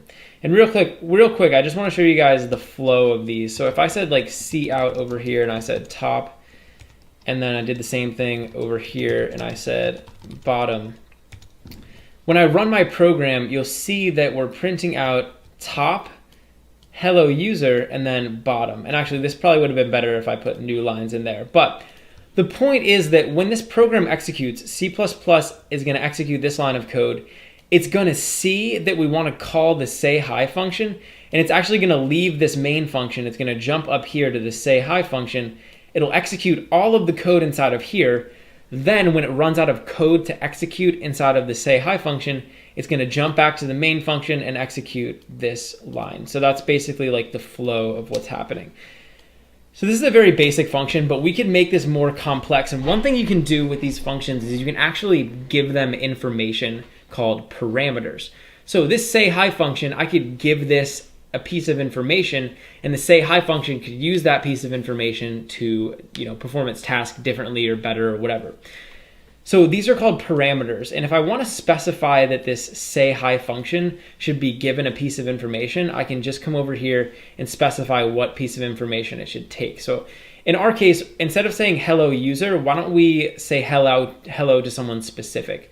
So up here I could say like string name, and now this function's going to accept one parameter, a name. And down here, instead of saying hello user, we can just say hello name. Now, whenever I call this say hi function now, because it's specifying that it needs to take a parameter, I need to pass it a parameter. I need to pass it a value. So in here, I can just pass it like Mike. And now it's going to print out hello Mike, because the value Mike is going to get stored inside of this name variable. All right, let's go ahead and run our program. And now you'll see it's printing out hello Mike. So that's kind of cool. And you can take any piece of information as a parameter, and you can also take multiple parameters. So why don't we specify another parameter like age? So now the caller is going to have to pass in their name and their age. So now we can say hello name, and we'll say like you are, and then we'll just say how old they are. So we'll say like age. So now we're passing in two pieces of information inside of this function. And down here, when I call the function, I have to give it two pieces of information. So now I could just say like Mike, and let's say that I'm 60. And so now when we call this function, it's going to be able to take in both of those pieces of information and use them to perform the task differently. And what's cool about these functions is I could call this as many times as I want. In other words, I can reuse all of the code that's up here. So I could come down here, I could copy this, and why don't we do this a bunch? So we'll say like Tom is going to be 45, and let's say Steve is going to be 19. And so now I'm actually going to run this code 3 different times. And actually over here, I'm just going to put a end line so that gets printed out on new lines. All right, let's run the program. And you'll see it says, hello, Mike, you're 60, Tom's 45, and Steve's 19. So functions are great because we can reuse the code that we write inside the function. So basically, like, I wrote this function one time, and I can reuse it as many times as I want inside my program. So anytime you have code that's going to be reused a lot, that's a good candidate for a function. All right, so I want to show you guys one more thing. You'll notice that I'm creating this function up here above my main function, right? But if I was to take this and move it down here, so for example, if I moved it below the main function, now when I run my program, we're going to get an error. You can see we're getting a little red block here. This is the problem. When we create this function below the main function, it doesn't actually know about it. So like all this code up here is getting executed. So C++ is trying to execute the say hi function, but it has no idea like what that is because we created it down here. So what we can do is we can actually create what's called a function stub. So up here, we're basically just going to write out the function's signature, and we're going to tell C++ about it. So if you guys remember, like if I created a variable, like if I created an int and we just called it num, I don't have to give this a value right away. I could then come down here and say like num is equal to 4 or something.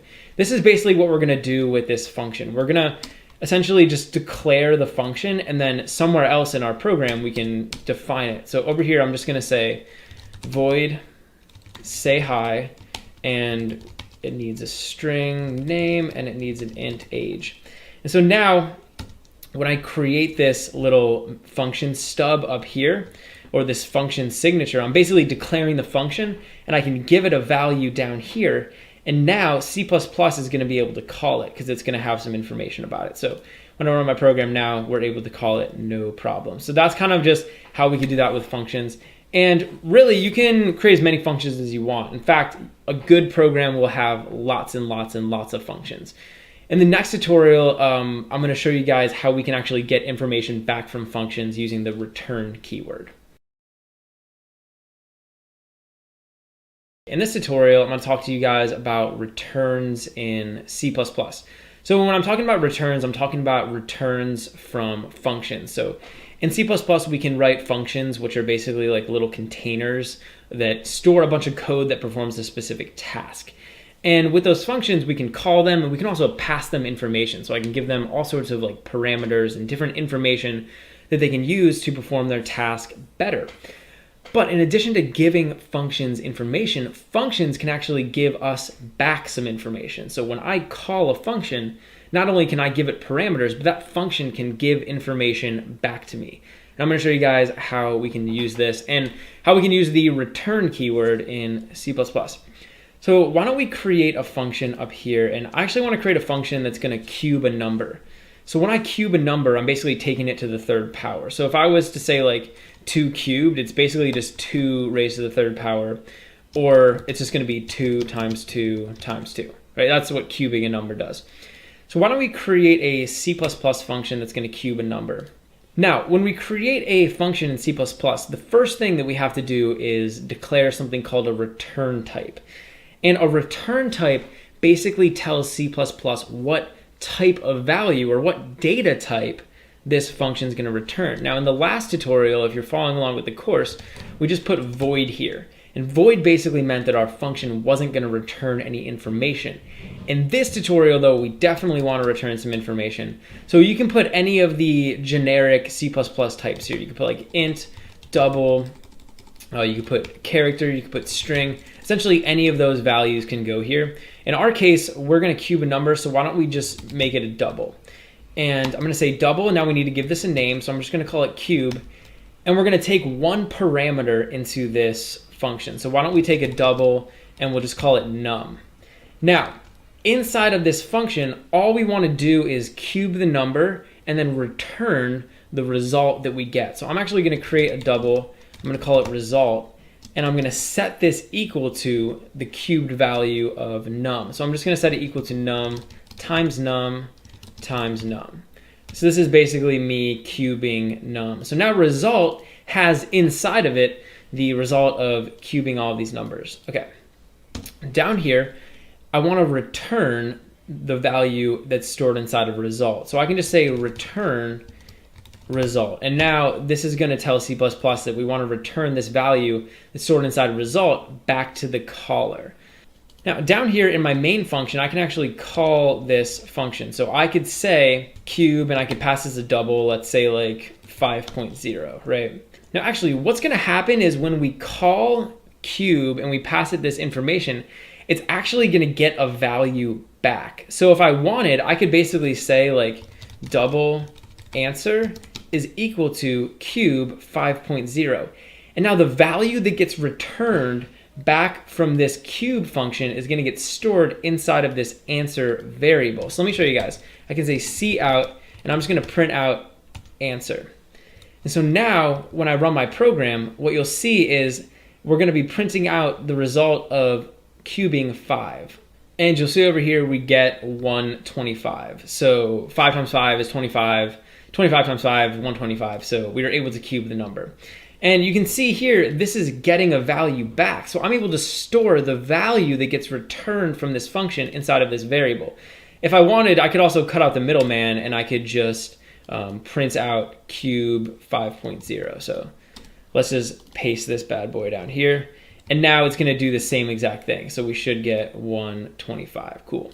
And actually up here, if we wanted, instead of storing num times num times num inside of this result variable, I could instead just return these guys up here. So we, again, cut out the middleman and we'll just return that and we should get the same exact answer. All right, so there's also one more thing I want to talk to you guys about, which is this return statement, this return keyword right here. This is a very special word in C++. And basically, whenever we type out this return keyword, it's essentially telling C++ that we're done executing the code inside of this function. So if I was to put like a C out here and I just printed out like hello, when I run my program now, you'll notice that it's not printing out hello. Even though we're executing that cube function, even though we're executing all that code, it's never printing out hello. That's because whenever we use this return keyword, it's going to break us out of the function. So this line of code is actually never going to get executed because it's never going to get reached. When C++ sees this line, it's just going to break out and we'll head back down to the main method. So that's essentially what this is doing. And that's sort of the basics of using returns. So like I said, if you didn't want to return a double, you could return any type of data. I mean, a string. You could even return something like an array. So really, you can return anything you want, and then that value will get stored over here. In this tutorial, I'm going to talk to you guys about if statements in C++. Now, an if statement is basically a structure that we can use in our code, which will allow our program to respond to different situations. So when one situation occurs, we can do one thing, and when another situation occurs, we can do another thing. Essentially, we're able to check different conditions, and when those conditions are true, we can do certain things, and when those conditions are false, we can do other things. So I'm going to show you guys exactly how this works. Down here in our main function, I'm just going to create a couple different things. So the first thing I'm going to do is create a variable. It's going to be a Boolean variable. Remember, a Boolean variable stores a true or a false value. So I'm going to create a Boolean called isMale. And I'm going to give this a value initially of true. So we're basically creating this variable isMale. It's storing whether or not someone is male, and I'm giving it a value of true. Now, I want to show you guys how we can use an if statement. And an if statement, like I said, allows us to respond to different situations. So what I'm going to do is I'm going to be able to write an if statement that will respond to the situation where the user is a male and the situation where the user is not a male. So what I can do is I can actually say if, and I'm going to make an open and closed parentheses, and then I'm going to make an open and closed curly bracket. Now, inside of this open and closed parentheses, I can specify a condition. So I can actually check a condition. And if the condition that I put inside of those open and closed parentheses is true, then we're going to execute the code inside of here. If it's false, then we're going to move on. So over here, we're essentially putting a true or a false value. And that's basically a condition, right? It's a true or a false value. So I'm going to come down here, I'll say if, and I'm just going to type out isMale.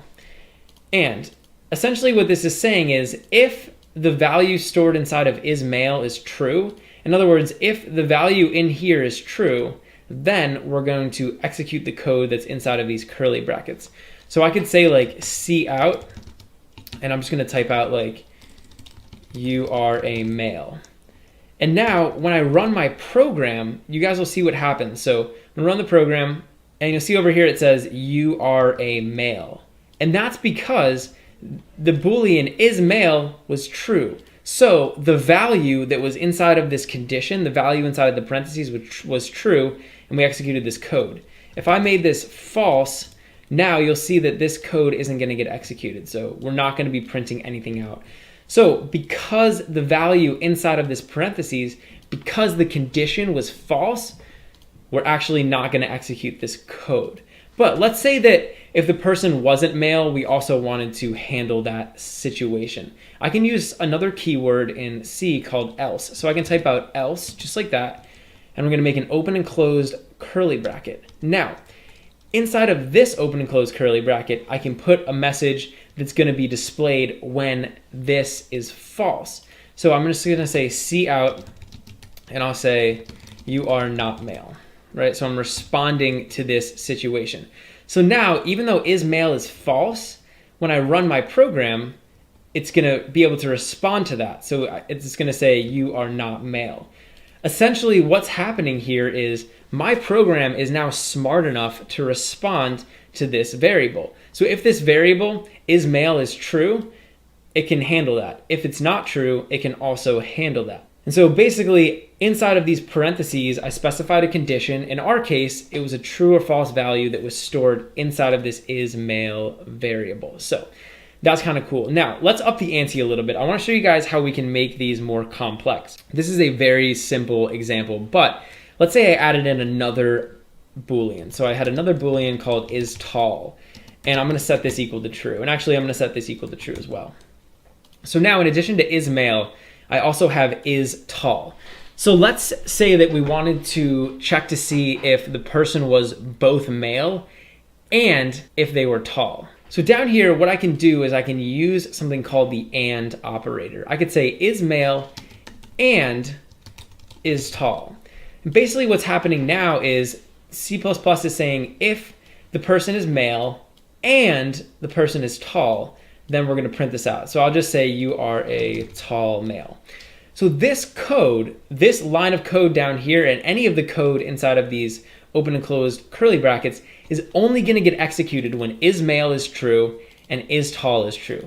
Essentially, this and operator is allowing me to check two separate conditions, and both of them have to be true in order for this line to get printed out. So you'll see is male is true and is tall is also true. So now when I run my program, you'll see that it says you are a tall male. Here's the thing though, if I set one of these to false, so if I set is tall to false, this whole condition is no longer going to be true. So then we're going to go down here to this else block, and this should probably say like you are not male or not tall, but we'll just leave it like that just for demonstration purposes.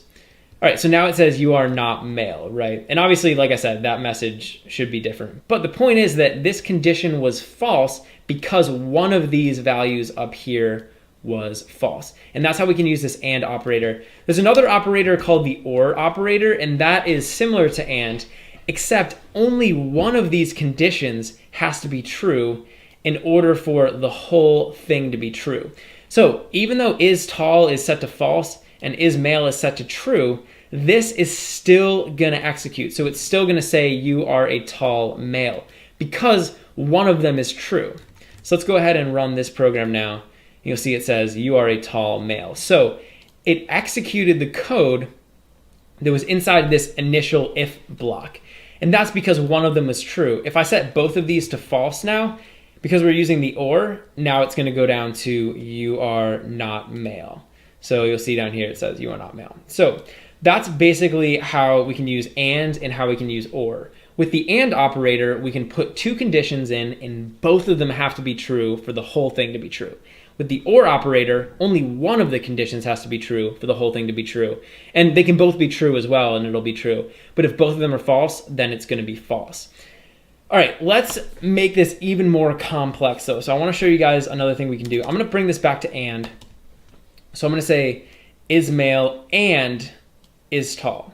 But let's say that we wanted to check to see if they were male and they weren't tall. So if they were like a short male. Well, I can actually check another condition. So I can use another keyword in C++. It's called else if. And I'm going to make an open and close parentheses and an open and close curly bracket. And I'm just going to bring this down to a new line. So else if is basically saying if this condition up here is false, then we're going to come down here and we're going to execute this condition. So if this condition up here is false, instead of just going to else, we're going to come over here and we're going to check another separate condition. So over here, I want to check to see if they're male and they're not tall. So they're not tall. So I can say is male just like before. So I'm saying else if is male and is tall. But remember, I want to check to see if they're not tall.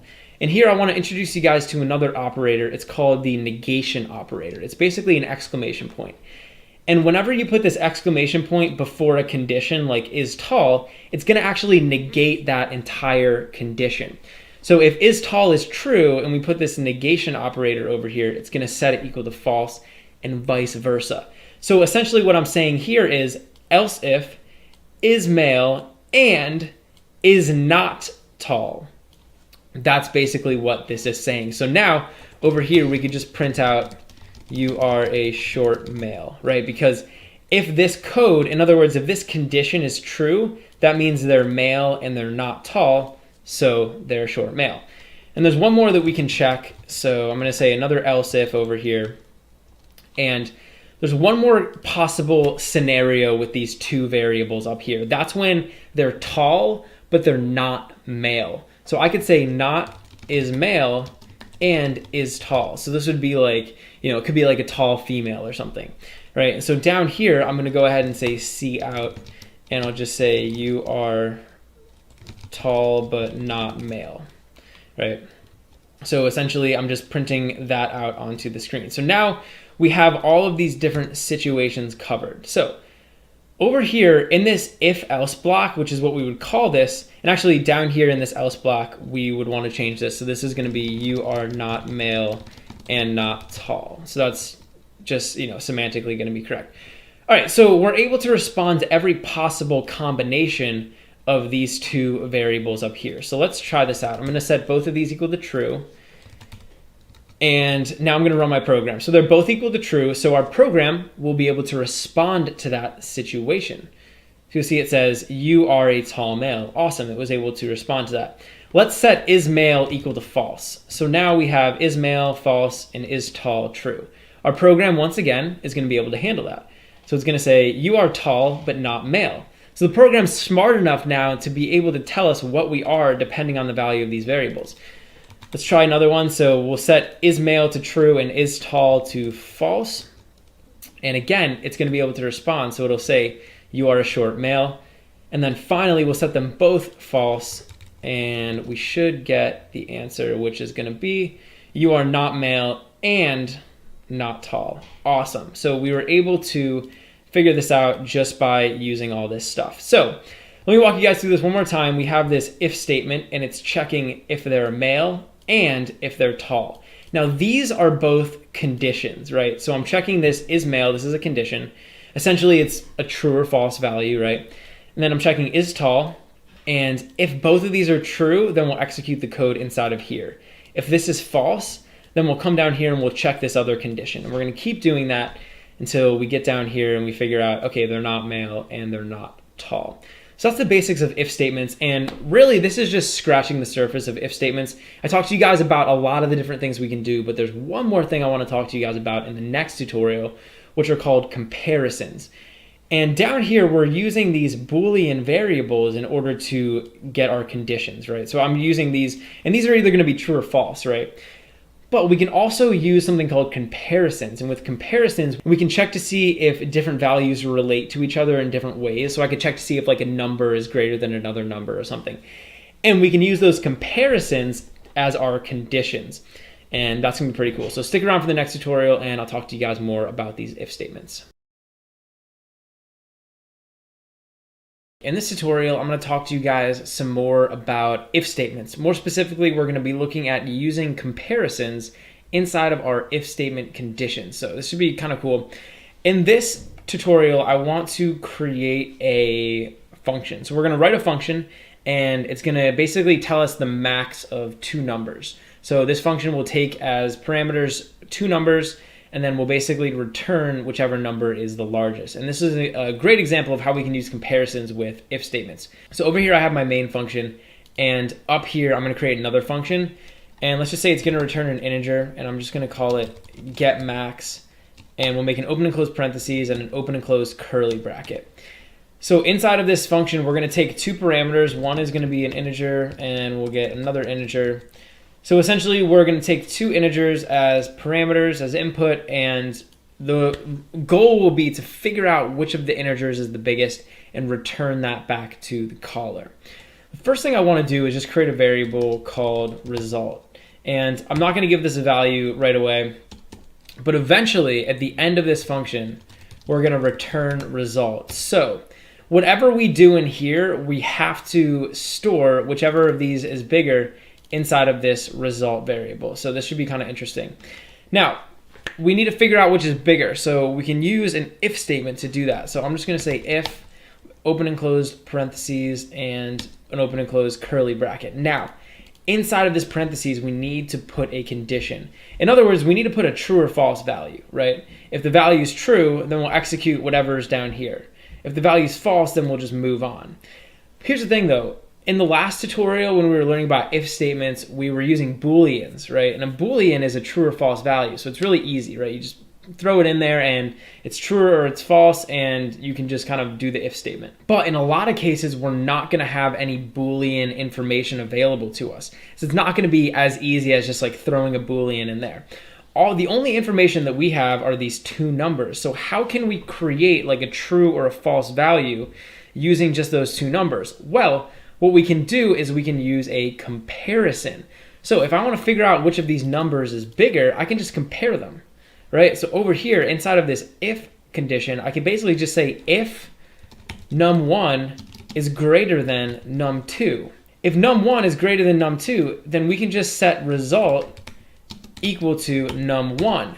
And the reason I'm doing that is because we know for a fact that if this condition, if this comparison is true, then num1 is the bigger. So you can see this comparison, num1 greater than num2, it's actually going to get resolved down to a true or a false value, right? Num1 is either greater than num2 or it's not. Technically, this is going to be a Boolean value, right? Once you evaluate the comparison, once we figure out if it's true or not, it's going to be a true or false value, right? So I can basically check to see if num1 is greater than num2, and if it is, we'll set result equal to num1, and we can just say else, and we'll set result equal to num2, right?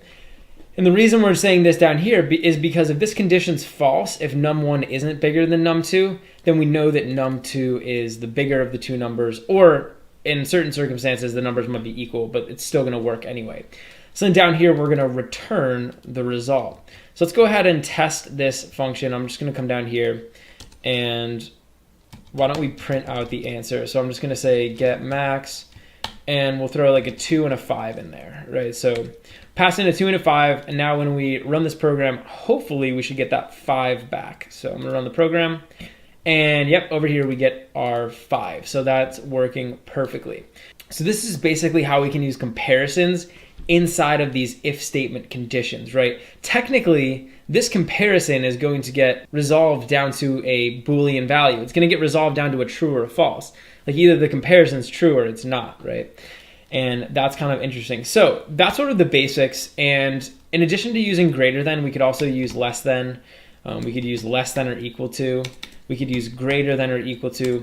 We can use equal to, and equal to is a double equal. So when we use the equal sign down here, we're using it for assignment. So I'm assigning the variable result, the value stored inside num1. When I use this double equals, it's a comparison operator. So I'm comparing the value of num1 with the value of num2. And again, that's either going to be true or false, right? They're either going to have the same value or they're not. And then the last one we can use is a not equals. And not equals does exactly what you think it does. This whole thing is going to be true if num1 is not equal to num2. So those are sort of the basics. Now let's make this a little bit more complex. So this getMax function takes 2 integers. What if we had it take 3? So let's say int num3. Now all of a sudden, instead of just comparing 2 numbers, we have to figure out which is bigger among the 3 numbers. And this is going to make our if statement a lot more complicated. So why don't we just start over, and I'll show you guys how we can do this. So inside of this comparison, I need to check to see if num1 is bigger than num2, just like we did last time. But I also need to check and see if num1 is bigger than num3. If num1's bigger than num2 and it's bigger than num3, then we know it's the biggest. So let's start there. I'm just going to say if num1, and instead of just saying greater than, I'm going to use a greater than equals, right? Because there is that chance where they're all the same number, in which case this will cover that. So we can say if num1 is greater than or equal to num2, and so I'm going to use this and operator, and this is going to allow me to check another condition. So I can say num1 is greater than or equal to num3. So now if num1 is greater than or equal to num2 and it's greater than or equal to num3, then we know num1's the biggest. So I'm going to set result equal to num1. Now down here, we need to check another condition. So I'm going to say else if, and we basically want to check to see if num2 is greater than or equal to num1 and num2 is greater than or equal to num3. And if this is the case, in other words, we're going to check this condition if this condition up here is false. So if this condition is false, we know that num1's not the biggest, right? But if this condition is true down here, then we know num2 is the biggest. So we'll say result is equal to num2. Now, all we have to do is just say else. And down here, we can just say result is equal to num3. Because if this condition is false, that means num1's not the biggest. If this condition is also false, that means num2 is not the biggest. So if num1's not the biggest and num2 is not the biggest, then num3 must be the biggest. So we're going to default to this value. All right, so that is the if-else block that we need. And you see I'm using a bunch of different stuff here. So not only am I using this AND operator, I'm also using these comparison operators, and that's what these guys are called. So let's go ahead and test our little function out. So now instead of saying 2 parameters, we need to pass in 3. So I'm going to pass in 2, 5, and 10, and we should get 10 back, which we do. If we wanted, we could test out each of the positions. So for example, I could test out, we'll make this one the biggest now, the second one, and we'll see if it works, and it does. And we'll make this one the biggest now, and we'll see if it works. And it does, cool. And then also there was that condition where like 2 of them were the same. So let's try this, where 2 of these guys are gonna be the same, and we're on the program, and yeah, so it's still gonna be able to return 200. So there is our max function, and hopefully this gives you guys a little introduction into using comparisons. Now we can compare all different types of data. So using these comparison operators, we can compare integers. We can also compare like doubles and floats, and we can compare characters. So you can compare all of those guys just by using all that stuff in there. In this tutorial, I'm going to show you guys how to build a 4-function calculator in C++. Now, if you've been following along with this course, you'll know that in the beginning of the course, we created a very simple calculator. And basically that calculator was able to take in 2 numbers as input, and it added them together and printed out the answer.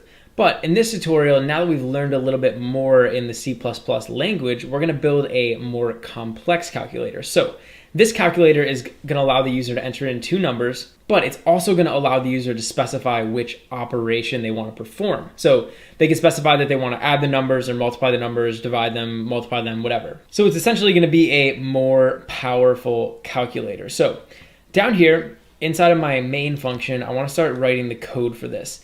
And the first thing I'm going to do is create a few variables. So I want to create a couple variables, and why don't we just create these as ints? You could also make these doubles if you wanted. We'll just call them num1 and num2. And these are going to represent the 2 numbers that we want to perform the operation on. And then down here, we're also going to want to create a character, and I'm going to call it OP for operator. So we're going to store the 2 numbers here, and we're going to store the operator here. So it's either going to be plus, minus, division, or multiplication. All right, so now that we've created those 2 variables, we want to start writing the code to get the input from the user. The first thing that we want to do is print out a prompt. So I'm just going to say cout, and I'll basically just print out enter first number. So we'll prompt them to enter in the first number. And then down here, we're going to use cin. And remember, you want to use these 2 greater than signs. And we want to store the user's input inside of num1, just like that.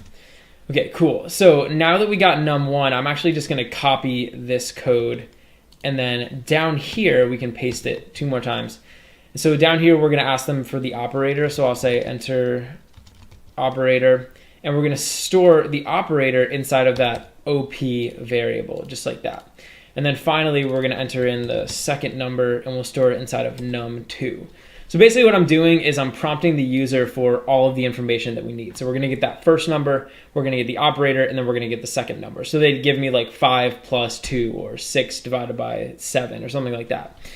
All right, so now that we have all of that information, we have one more thing that we need to do, which is we need to figure out what the user wants to do. right over here we have the operator. So ideally they would have entered in like a plus sign, a minus sign, whatever, but we don't know what exactly they entered in. Like we have no idea what they were going to enter in. So we need to figure that out. And this is a perfect scenario for an if statement. So I'm going to use an if statement and I'll show you guys how we can check this. So I'm just going to say if, and we need to put a condition in here. So basically what we want to do is we want to figure out what that operator is. So the first thing I'm going to do is just check to see if the operator is equal to a plus sign, right? So if the operator is equal to a plus sign, then we're basically just going to print out the result of adding the two numbers together. So why don't we come up here and I'm going to create an integer called result, and then down here we'll set result equal to num1 plus num2.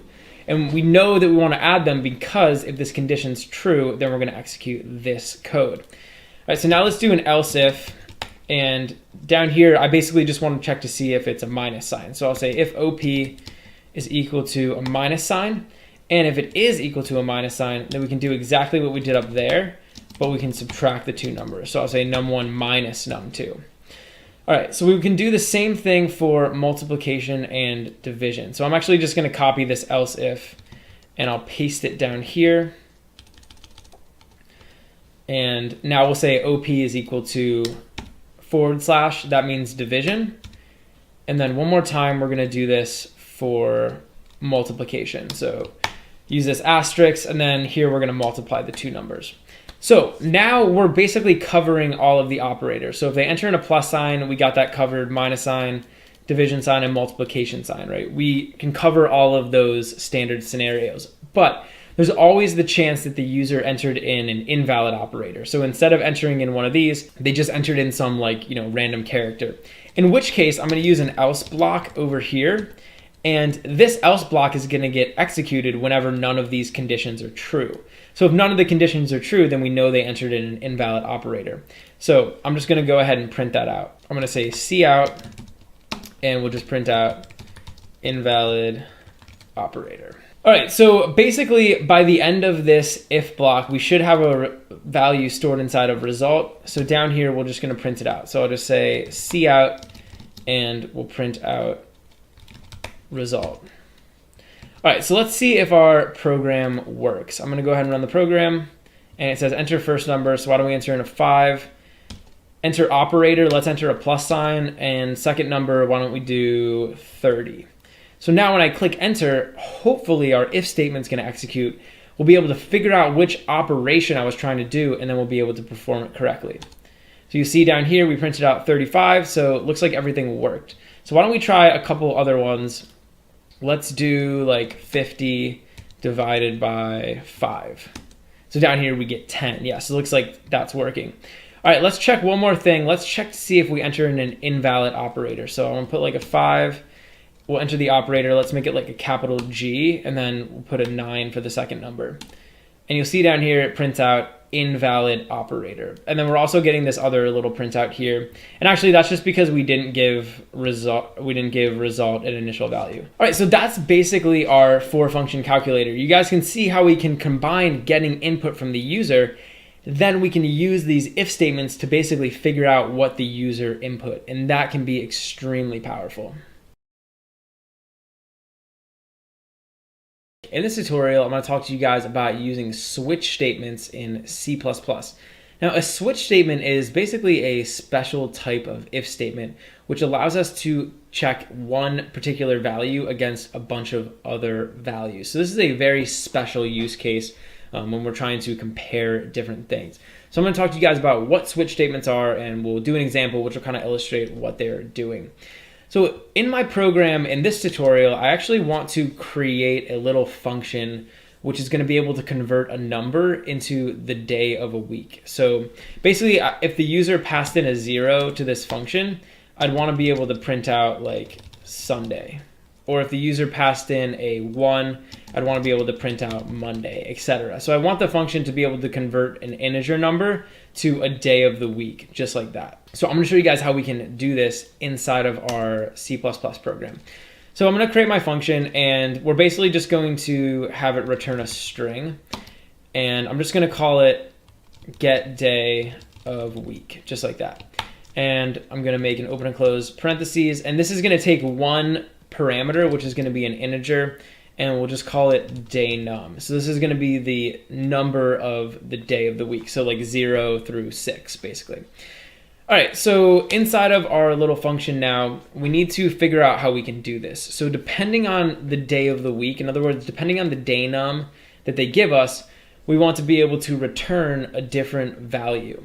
So the first thing I'll do is I'm going to create a variable, and it's just going to be a string, and I'm just going to call it day name. So this will be like, this will end up storing the name of the day that they requested. And then down here at the end of this function, we're going to return it. So I'm just going to say return day name. So now we know what we're going to end up returning. So our goal inside of this function now is to populate this day name variable with the correct day of the week. So let's think about this. I mean, one way that we could build this function is by using an if statement. So I could say like if day num is equal to 0, and if day num is equal to 0, then I can say day name is equal to Sunday, right? That works. And then I can just keep doing this for every day of the week. So I could say like else if, and again, I have to check to see if day num is equal to something else. So day num is equal to 1. And then down here, we'll do the same exact thing. So we say day name is equal to Monday, right? I can keep doing this for every single day of the week. Here's the problem though. I'm gonna have to do this like 7 times, right? Potentially 8 times if we want to check for an invalid input. So I'm gonna have to create 8 of these different if-else structures in order to figure this out. And that is extremely inefficient. And actually, this is a perfect circumstance for us to use something called a switch statement. Now, a switch statement essentially takes what we're doing over here with these if-else statements, and it makes it a lot easier. So one thing I want you guys to notice is in every single one of these conditions, in other words, in every single one of these if conditions, we're checking to see if the same value, day num, is equal to a different value. So in here, we're saying day num is equal to 0. Here, we're saying day num equal to 1. And the next one, it would be day num equal to 2, then day num equal to 3. All of those conditions are checking to see if day num is equal to something else. And when you have a situation like that, it's a perfect candidate for a switch statement. So I'm going to show you guys how we can use a switch statement to make this a lot easier. So I'm just going to write out switch in open and close parentheses and an open and close curly bracket. So far it looks a lot like an if statement. Up here in these open and close parentheses, I'm going to put in a value. And we're basically going to put the value in here that we want to compare to all those different values. So in my case, it's going to be day num, right? I'm comparing day num to 0, 1, 2, 3, 4, 5, 6, etc., right?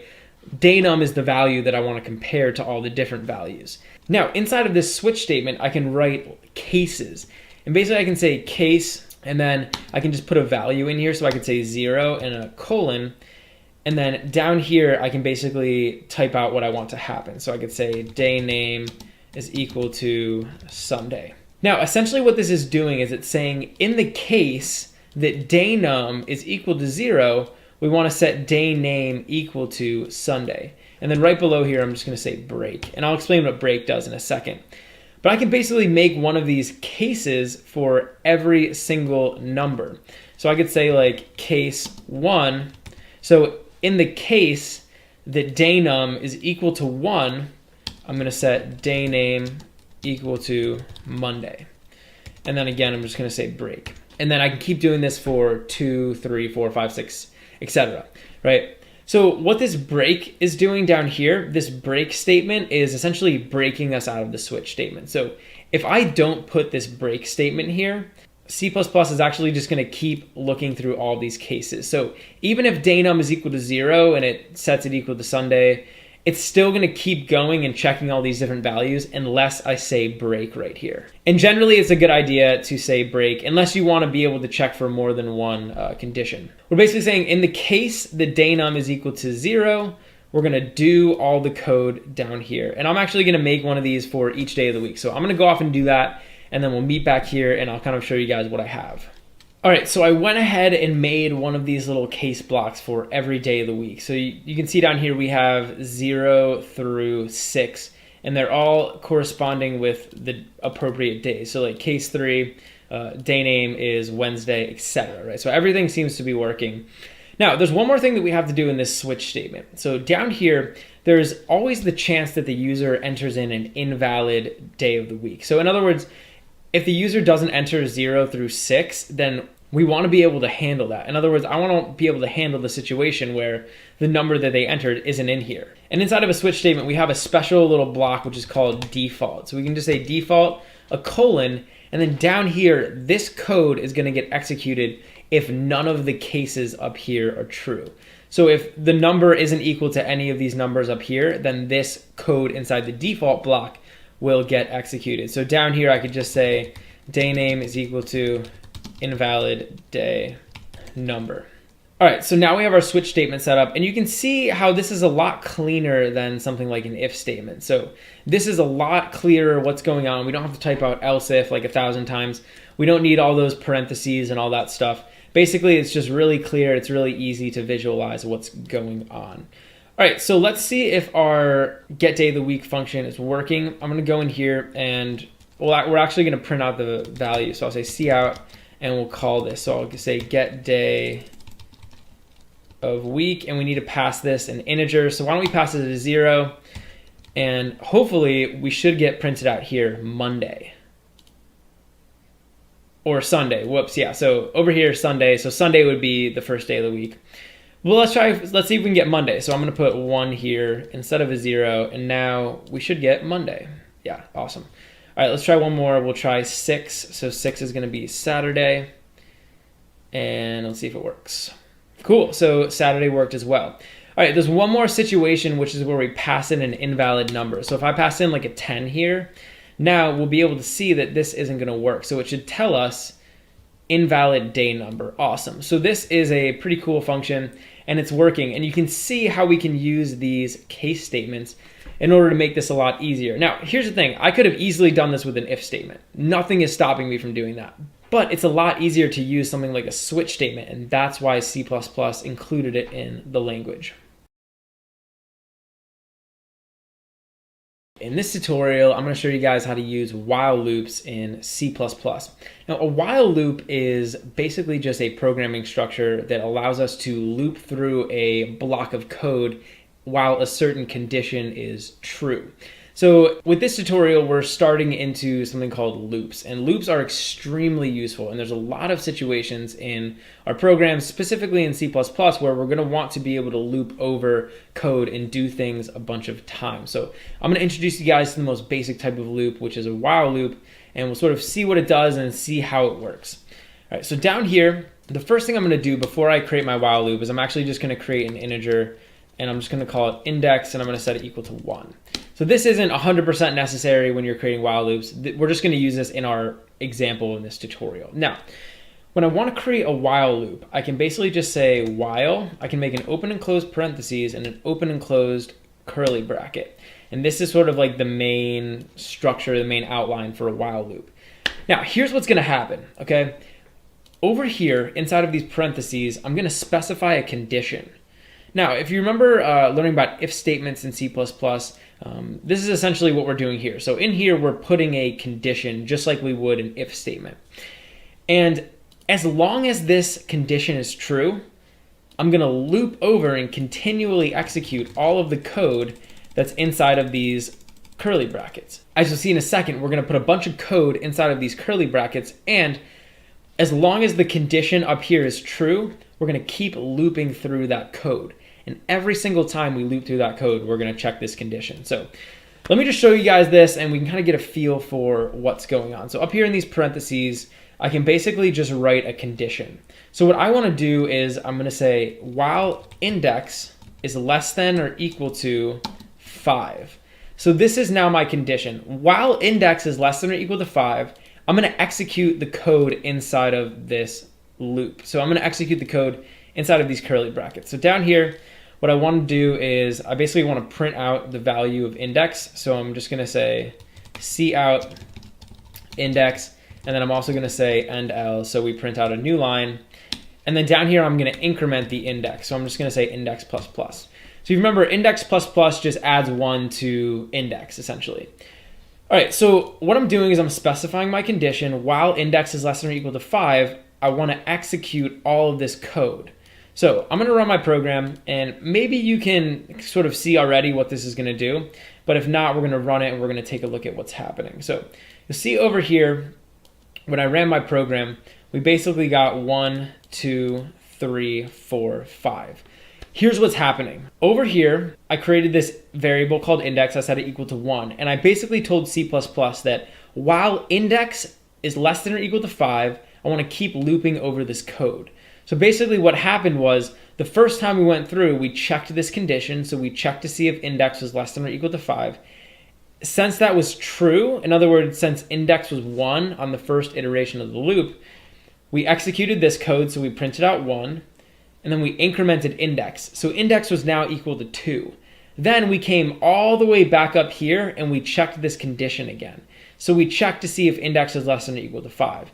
In this case, index is equal to 2. So the condition's true. Index is less than or equal to 5. So we're going to execute all of the code inside of here again. So we printed out 2, and then we incremented 2 up to 3.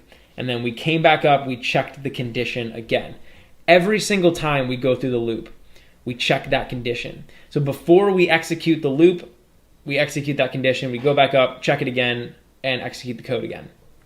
Eventually, we got to the point where index was equal to 6. So we came up here to check this condition, and 6 is not less than or equal to 5. So then we just came down, we broke out of the while loop, and everyone was happy. So that's essentially what we did, and that's what a loop is. Basically, you specify a condition. As long as that condition's true, then you're good to go, and we can pretty much just keep looping through all of the code in there. And there are tons of situations where using loops is going to come in handy, and in the next tutorial, we're actually going to build a little game where we can use a while loop. But before we do that, I want to talk to you guys about a couple more things with these loops. The first thing you need to watch out for when you're using these loops is something called an infinite loop. An infinite loop is a situation where this condition up here never becomes false. So in certain circumstances, like the condition that you specify up here won't become false ever, and then your loop will just continually loop through. So for example, if I was to get rid of this line of code right here where we're incrementing index, now index is always going to be 1. And so this condition up here is never going to be false. So when I run my code, you'll see over here that we're just continually printing out 1. You can see the screen keeps flashing. Really what's happening is we're just looping through that while loop, and it's never going to stop. I mean, I could leave this on for years and it's never going to stop, right? Because that condition is never going to be false. So you always want to make sure that any conditions that you write with these while loops at some point are going to become false. Now, there are certain circumstances where you're going to want a while loop, but I would say for the most part, while loops aren't going to be necessary. And they can actually be dangerous, especially if you're doing something where you're like creating variables or allocating memory. Like you can end up crashing your program or even crashing your computer if you're not careful. So that's just a little tip about infinite loops. There's one more type of loop that I can show you in this tutorial, and it's a different type of while loop. It's kind of like a different flavor of while loop. But before I show you that, I would just want to show you a demonstration. So if I make this int index equal to 6, when I run my program, the code inside of the while loop is never going to execute. And that's because before we loop through all of this code, we check this condition first. So before I'm allowed to execute any of this code, I check the condition up here in these parentheses. So I check to see if index is less than or equal to 5. Since index is starting out at 6, we're never ever going to execute this code, right? So if I ran my program, you guys will see nothing gets printed out, right? So we didn't do anything. But there's another type of loop, which is called a do while loop. And I want to show you guys how we can make one. I'm just going to cut this and I'm going to paste it down here. And I need to include a semicolon. And then up here where that while used to be, I'm just going to say do. And this is what's called a do while loop. And a while loop is essentially just a normal while loop, but it's reversed. So instead of checking the condition and then executing the code, we're going to execute the code and then we're going to check the condition. So it's just sort of like the while loop reversed. So now, even though index is equal to 6, I'm still going to be able to execute this code first. Then we're going to check the condition and it's not going to let me do it again. So let me show you guys what happens when I run this. And you'll see over here, we're able to print out that 6. That's because with the do while loop, you execute the code in the loop before you check the condition. And there's a bunch of different situations where you can use while loops or do while loops. And to be honest with you, everything that you can do with a do while loop, you can do with a normal while loop. So do while loops aren't technically necessary, but in a lot of circumstances, they are useful. So that's why they're included in the language. But yeah, I mean, that's a basic overview of loops. There's actually another type of a loop that we can talk about in a future tutorial called for loops. But for now, practice with these while loops. You can kind of see like how they work.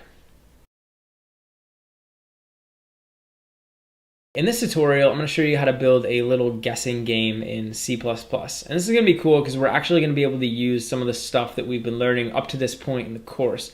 So we'll use things like while loops, if statements, we'll use variables, we'll use all sorts of stuff in order to build this game. So essentially how this is going to go is the user is going to try to guess a secret number. Right, so I'm going to have a secret number stored here in my program, and the user's job will be to try and guess what that number is. So the concept of the game is pretty simple, and as you'll see in a second, it's actually pretty simple to program something like this. But here's the one caveat is if the user doesn't get the guess right on the first try, I want to keep asking them, keep prompting them to enter in another guess. So I'm going to show you guys how we can do this. So the first thing I want to do is create our secret number. So I'm just going to make an integer, and I'm just going to call it secret num. I'm just going to set this equal to, I don't know, let's say 7. So 7 is going to be our secret number. And then the next thing I want to do is create another integer, which we're going to call guess. And I'm not going to give guess a value right up front. So now we have our secret number and we have our guess. And we want to be able to keep asking the user to guess what the secret number is until they get it right. So whenever something needs to be done continually, that's usually a good sign that we want to use a while loop. So I'm going to go ahead and say while. I'm going to make an open and close parentheses, and I'm going to make an open and close curly bracket. So inside of this while loop, we want to continually ask the user to enter in the number until they get it right. So what I want to do here is specify a condition. In other words, I want to keep looping while the secret num is not equal to the guess. So as long as the guess is not equal to the secret num, in other words, as long as the user hasn't guessed correctly, I want to keep going through this loop. Now, every time through the loop, I want to prompt the user to input a number. So I'm just going to say cout, and we'll basically just say enter guess. So they're going to enter the number that they want to guess. And then down here, we want to be able to get that answer and want to store it in a variable. So I'm just going to say cin, two greater than signs, and I'm just going to put guess here. So basically what we're telling C is that we want to take whatever the user enters, store it inside of the guess. And so basically every time we go through this loop, the user is going to be guessing, and then we're going to check their guess against the secret num. If they got the secret num right, then we'll just break out of the loop. So down here, if they end up getting out of the loop, that means they got the guess right. So I can just print out you win. So we'll give them a success message. All right, so this is essentially all we need to build our guessing game. So I'm going to go ahead and run this program, and we'll see how we did. All right, so it says enter guess. So I'm just going to enter in some numbers. So you can see I entered in a 3. That wasn't the secret number, so I can keep entering in different guesses. And no matter how many times I guess, it's going to keep asking me to guess until I get it right.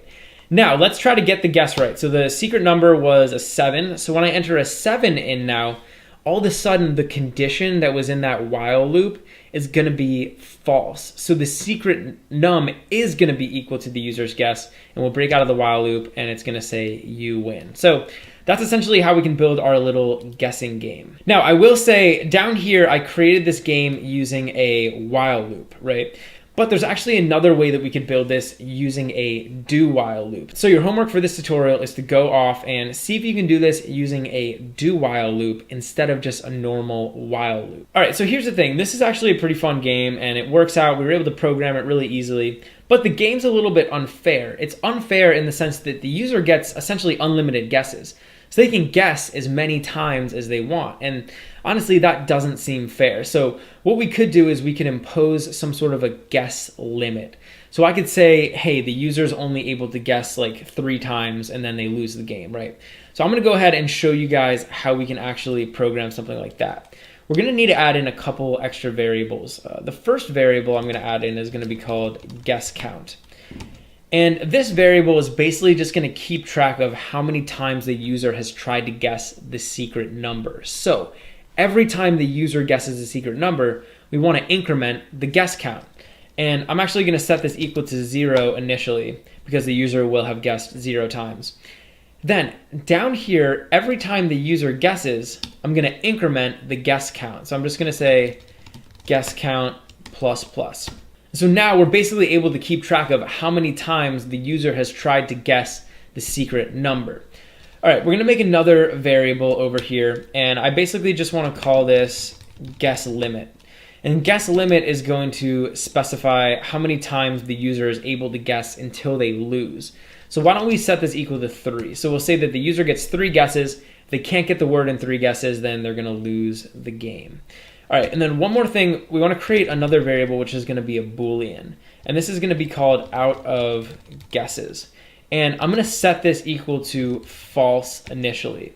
So out of guesses will tell us whether or not the user has any guesses left. If out of guesses is false, that means the user has guesses left, right? Because they're not out of guesses. If it's true, it means they don't have any guesses left because they ran out of guesses. All right, so now that we have these variables, I want to show you guys how we can modify this while loop. All right, so down here, every time we go through this while loop, you'll see that we're letting the user guess the number. But here's the problem. If the user doesn't have any guesses left, then we don't want them to be able to guess the number, right? In other words, if they've reached the guess limit, we don't want to give them another guess. So what I can do here is I can actually use an if statement. And what I'm going to say is if guess count is less than guess limit. So if the guess count is less than the guess limit, then I'm going to let them guess, right? Because if this condition's true up here, that means that they still have some guesses left, right? They haven't reached the guess limit.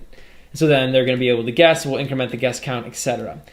Otherwise, though, if the guess count isn't less than the guess limit, that means that they ran out of guesses, right? So what I want to do is I want to toggle this Boolean. So basically I want to say out of guesses is equal to true. So I'm telling my program that they ran out of guesses. All right, so once we've set this equal to true, now we're basically done inside of this while loop, right? So every time we go through, we're checking to see if they have any guesses left. If they do, then we let them guess. Otherwise, we tell our program that they're out of guesses. There's one more thing that we have to do to this while loop, which is modify the condition. And up here in this while loop condition, we can use this AND operator. And this AND operator will allow me to put 2 conditions inside of there. So I could say while secret num is not equal to guess, and we can check another condition. So what I want to do is I want to check to see if they're out of guesses. So I want to check to see if out of guesses, and I want to check to see if they're not out of guesses.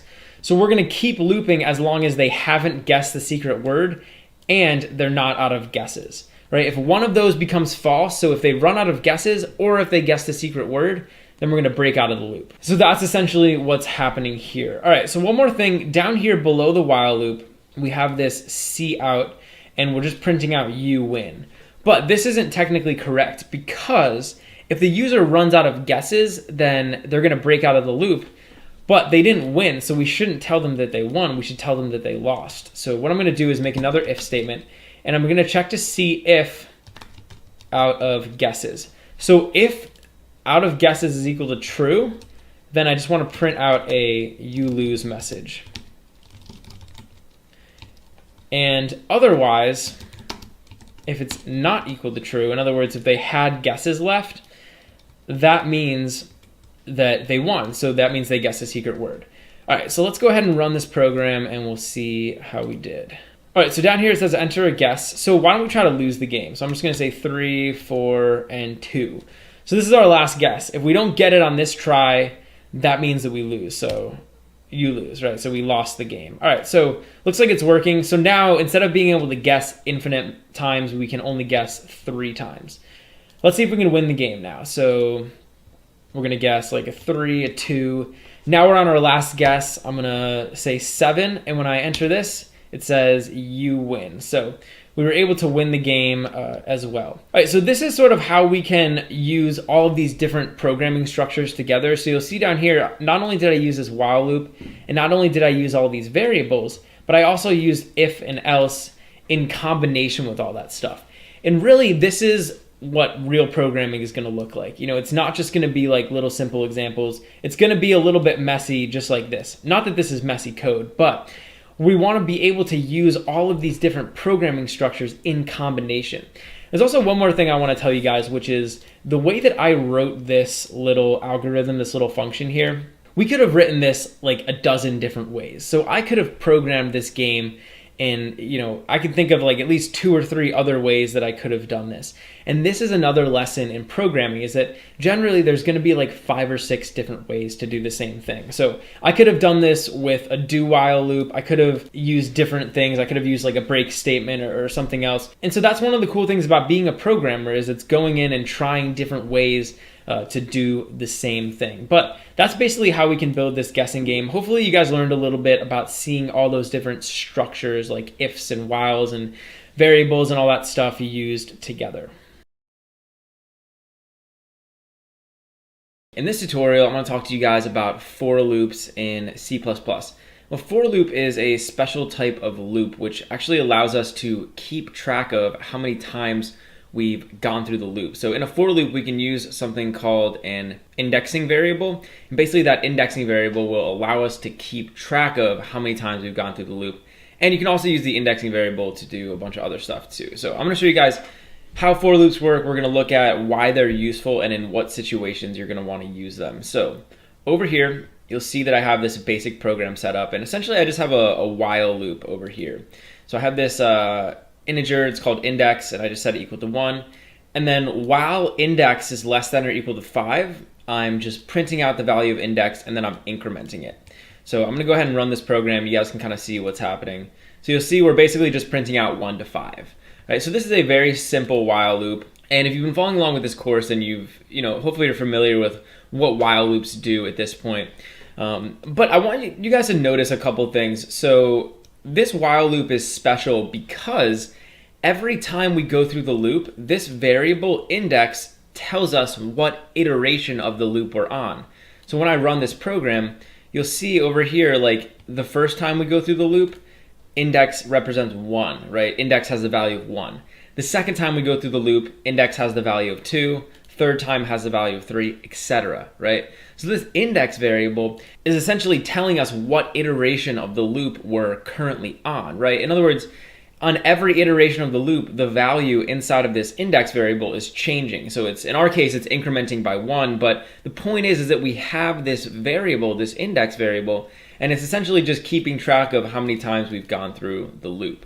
Now, in C++ and in just about every major programming language, this is a very, very powerful looping structure. In other words, there's a lot of situations where keeping track of how many times we've gone through the loop, or even just having a variable that's going to change every time we go through the loop, is very useful. And in fact, this is such a useful situation that there's actually a special loop just to do something like this. So there's a special type of loop whose sole purpose is to provide us with a structure very similar to this, where we have this indexing variable that is going to change every time we go through the loop. And in a lot of circumstances, it's actually going to represent what iteration of the loop we're currently on. And that's called a for loop. So I want to show you guys how we can build a for loop.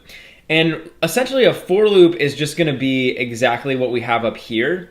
It's just going to be a lot more compact and a lot easier for us to use. So to create a for loop, we can just say for, make an open and close parentheses and an open and close curly bracket. So far it looks exactly like the while loop.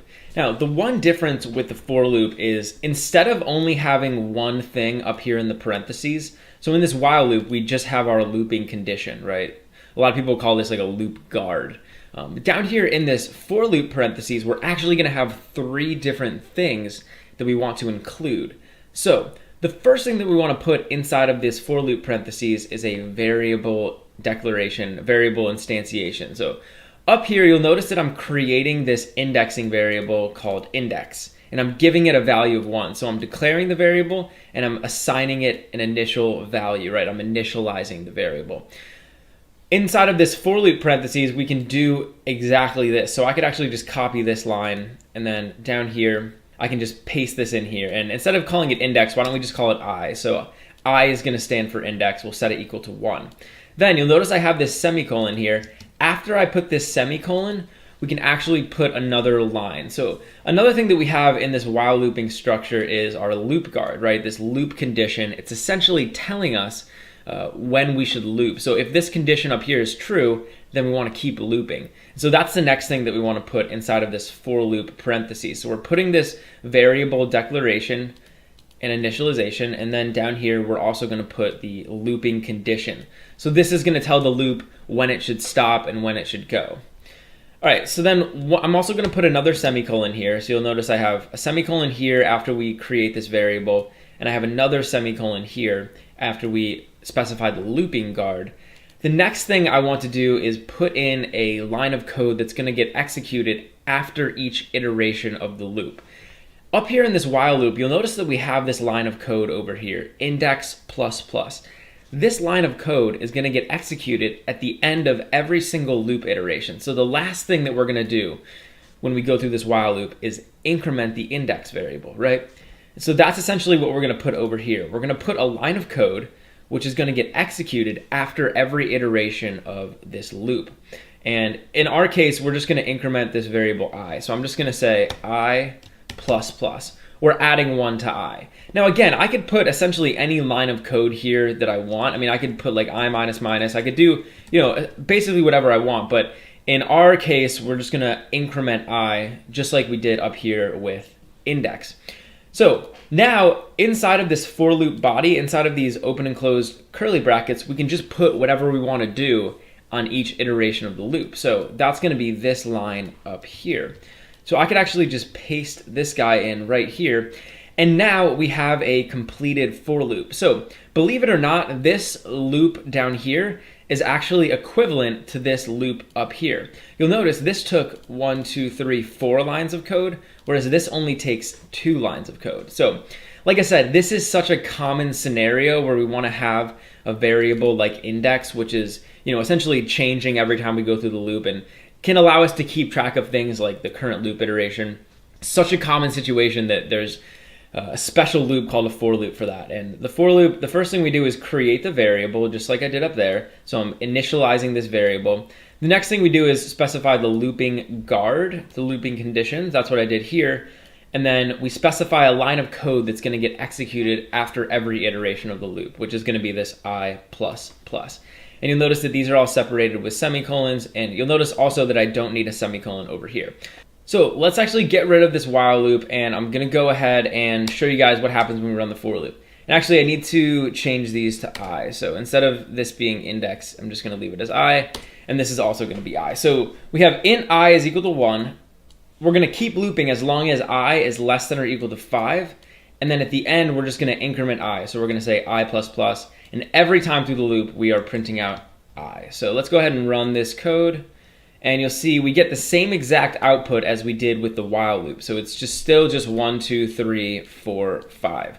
So what's cool about these for loops is we can essentially like keep track of a value every time we go through. And in our case, we're basically just keeping track of how many times we've gone through the loop. So I want to show you guys how we can use these for loops to actually iterate through the contents of an array. So let's say I created an array of integers, so we'll just call it like nums, and I'm just gonna give this an initial value. So why don't we just say 1, 2, 5, 7, 3. Right, so I have this array of integers and it just has a bunch of numbers in it. And if you recall with integers, if we wanted to access a specific element inside of this list, I could just say like nums and then put the index in here. So if I said nums 0, this is going to give us access to this 1. If I said nums 4, it's going to give us access to 0, 1, 2, 3, 4. It's going to give us access to this 3. What I could actually do is I could modify my for loop down here in order to actually loop through and print out all the contents of this array. So array indexes start at 0. So I'm going to start this I variable at 0. And what I'm going to do is I'm basically going to say I is less than the number of elements inside of the array. So inside of this array, we have 1, 2, 3, 4, 5 elements. So I'm going to say while I is less than 5, we want to keep looping. And then I'm just going to say I plus plus. And down here, instead of printing out I could actually just print out nums I. And what this is going to do is on the first iteration of the loop, it's going to print out nums 0. On the second iteration of the loop, it's going to print out nums 1. On the third iteration of the loop, it's going to print out nums 2, etc. And it's going to do that all the way up to nums 4, which as we saw is going to be this 3. So that's going to be the last element in the array. So we can actually use this for loop to loop through all the elements in the nums array. So let's go ahead and do that. And you'll see over here, we're printing out all of the elements. So we're printing out 1, 2, 5, 7, 3. So that is a very common situation. We can use for loops to iterate over the elements inside of an array, and it can be really useful. So play around with these for loops. These are extremely useful. And one more time, I just want to go over the structure. So the first thing we're doing over here is we're creating a variable, or we're initializing a variable. So I'm saying int I is equal to 0. And then I'm specifying my looping guard. So my loop condition, I'm saying we're going to keep looping as long as I is less than 5. And then this is a line of code that'll get run after every iteration of the loop. So every time we go through this loop, we'll come up here, run this line of code, and then we'll check the condition again. That is the basics of a for loop. This is a very useful loop. I would say this is almost even more widely used than a while loop in a lot of situations. So you definitely want to practice and play around with these for loops. In this tutorial, I'm going to show you guys how to build an exponent function in C++. Now, an exponent function is basically a function that will take a number to a specific power. So I could write a function that I could pass in 2 numbers. Like if I passed in 3 and 4, this would basically give me back 3 raised to the 4th power. So I'm going to show you guys how we can build this, and we'll actually get a chance to use for loops. So we can use a for loop in order to build this function, and it's going to be pretty cool. So up here, I'm going to create my exponent function. So we're going to have this use an integer. So I'm just going to say int. And why don't we just call this power, because it's taking a number to a specific power. I'm going to make an open and closed parentheses and open and closed curly bracket. Now our power function is going to take 2 arguments. So it's going to take a base number and it's going to take a power number. And we're basically going to take the base number to the power of the power number. So I'm just going to say int and then int pownum. Now down here in our power function, we need to figure out how we can do this. So I basically need to take base num to power num. And we can use something called a for loop in order to do that. So the first thing I want to do is just create a variable. So I'm just going to call it result. And I'm just going to set this equal to 1. And then down here, I'm basically just going to return result. So essentially, our goal inside of this function is to get the result variable equal to the value of the base num raised to the power number, right? That's kind of our goal throughout this function. Let's just say for the purposes of simplicity and the purposes just of this tutorial that we're only going to be able to handle positive number exponents. So we're just going to go ahead and assume that pownum is going to be positive. And that'll just make it a lot simpler and kind of help me to drive home the point a little bit better. What we're going to need is a for loop, and I'm going to go ahead and write out this for loop. Now, up here in the parentheses, we need to specify 3 things. The first thing I need to specify is a variable. So I'm just going to say int I is equal to 0. I'll start this out at 0. Now what I need to do is specify a looping condition, or a loop guard. So I want to keep looping as long as I is less than the pownum. Essentially what I'm saying here is I want to go through this loop pownum times. So as many times as the pownum specifies, I want to go through this loop. So if pownum is 3, I want to loop through 3 times. If pownum is 5, I want to loop through 5 times. That's basically what this is saying. And then over here, we can just specify something that we want to do after each iteration of the loop. So I'm just going to say I++, and basically we'll just be incrementing the value of I every time we go through the loop.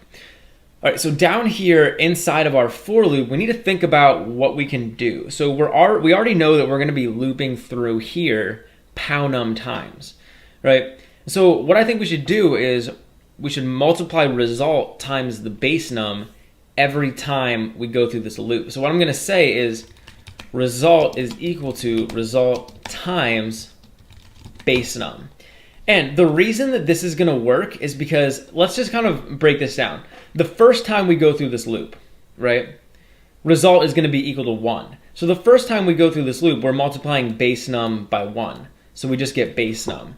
The second time we go through the loop, result is equal to base num, right? In other words, result has the value of base num. So the second time we go through, we're essentially multiplying base num times base num squared, right? The third time we go through this loop, result has the value of base num squared. So if we're multiplying base num squared times base num, that'll give us base num cubed.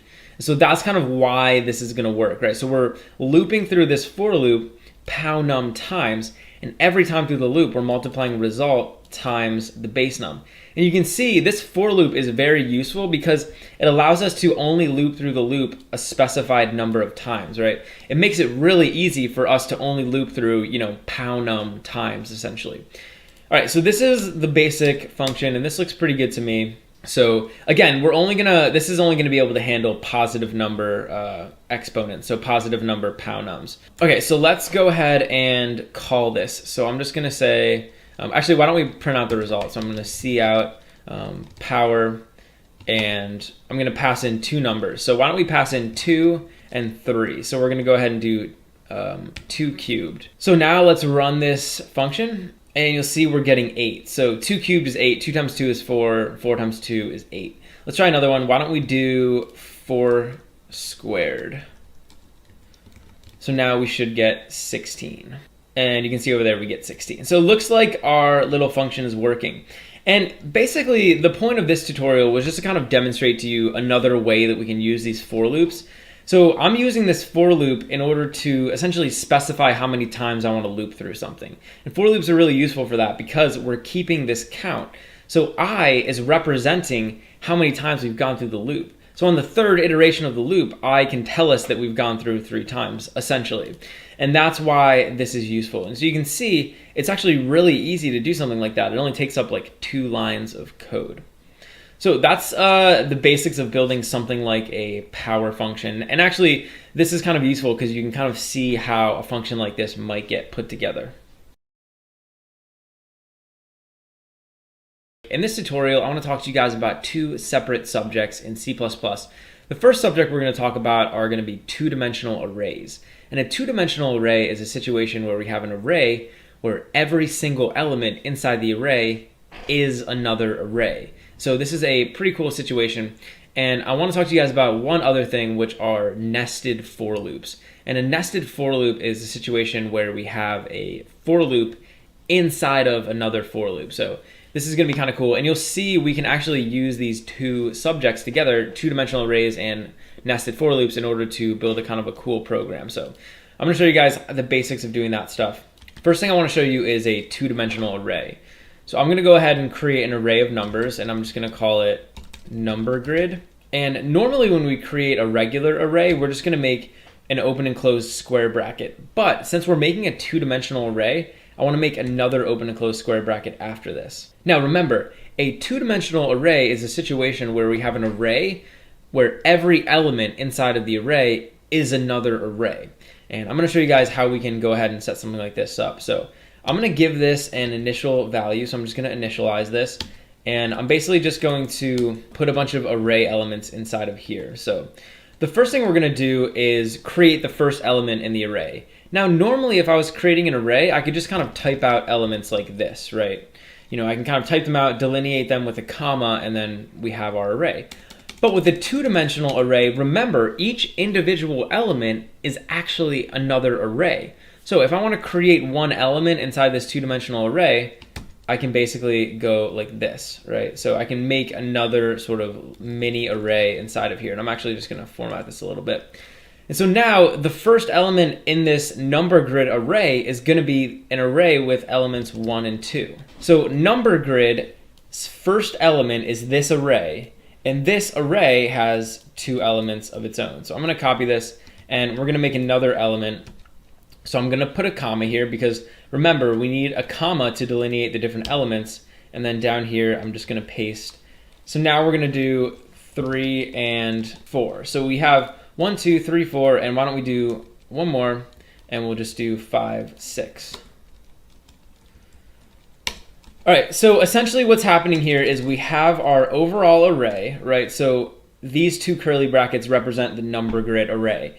And inside of the number grid array, we have 3 elements. So this is the first element, this is the second element, and this is the third element, all of which are arrays. And each one of these arrays has 1, 2 elements inside of them. So whenever we're creating two-dimensional arrays, we always want to specify the numbers over here. So inside of this first open and closed square bracket, we want to tell C++ how many total elements are in the number grid array. So in our case, we have 3 because, again, there's 1, 2, 3 elements. Then over here, we want to specify how many elements are inside of each array element. So you'll notice we have 1, 2, 1, 2, 1, 2, etc. So there's going to be 2 elements in each one of these arrays. And it's very important, especially when you're dealing with two-dimensional arrays, that you specify these numbers, because otherwise you can get really confused. And so by specifying 3, 2, I know the basic layout. Like, I know that this array has 3 rows, like you can call these rows, and then it has 2 columns. So these would be like columns. Essentially, we're building a matrix. All right, so that is a two-dimensional array, and let's talk about how we can actually access some of these elements. So if I want to access some of these elements, I'm actually just going to go ahead and print some of these out. So over here, I can just say number grid, and what I can do is I can make 2 open and closed square brackets. So I can go just like this.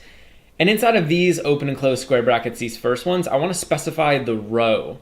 In other words, I want to specify the element inside of number grid that I want to access. So this would be the element at position 0, this would be the element at position 1, and this would be the element at position 2. So let's say we wanted to access this element right here. I can put a 0 here because it's inside of element 0, and then over here I want to put the index of that element inside of the actual array. So it's going to be at index position 0, 1. So 0, again, is corresponding to this overall element, and 1 is corresponding to this element inside of that array. All right, so now when we print this out, we should get a 2. And you'll see over here we get that 2. Let's try one more. Why don't we try to get this 5 over here? So 5 is going to be an element 0, 1, 2. So we're going to put a 2 over here. And it's going to be element 0. So we're just going to put a 0. And now we should get that 5, which we do. All right, so that kind of shows you a little bit about how we can create a two-dimensional array. And actually, this same concept can apply to like n-dimensional arrays. So you could have a 3 or 4 or 5-dimensional array. And all of these same concepts are going to apply. Obviously, the more dimensions you add, the more complex it becomes. But you can get pretty complex with arrays just by using this technique. All right, so that was the first thing I wanted to show you guys. And now I want to introduce another topic, which is a nested for loop. A nested for loop is a situation where we have a for loop inside of another for loop. And actually, nested for loops can be extremely useful because we can use them to print out all of the elements inside of this two-dimensional array. So basically, we could iterate through all the elements inside of here using a nested for loop. And I'm going to show you guys how that's going to work. So down here, I want to create a basic for loop. So I'm just going to say for, and I'm just going to say int I is equal to 0. Again, our goal here is to be able to loop through all of the elements in this array. And as I sort of create this for loop, just kind of stick with me. Eventually, this is all going to make sense. But what I want to do is I want to keep looping while I is less than 3. And I'm using 3 here because I want this for loop to loop through all of these individual elements. So all of the arrays inside of the number grid array. Then over here, I'm just going to say I++. So this for loop is responsible for iterating over all of these elements. So this first element, this second element, and this third element. But remember, each of these elements is another array. So what I want to do is for each of these arrays, I want to iterate over each of the elements inside of those arrays. So I can create another for loop to do that. So I can say int, and I'm just going to call this j. And a lot of times when we're using nested for loops, people will name these ij. That's kind of a convention. I'm going to set this equal to 0, and I'm going to keep looping as long as j is less than 2. And remember, 2 is how many elements are inside each of these arrays, right? So this loop over here is responsible for iterating through all of these elements, and this one down here is responsible for iterating through all of these elements. So I'm going to say j less than 2, and then I'm just going to say j++. So now we have our basic structure set up. For every iteration of this I loop, this j loop is going to fully iterate. So it's going to go through all the way.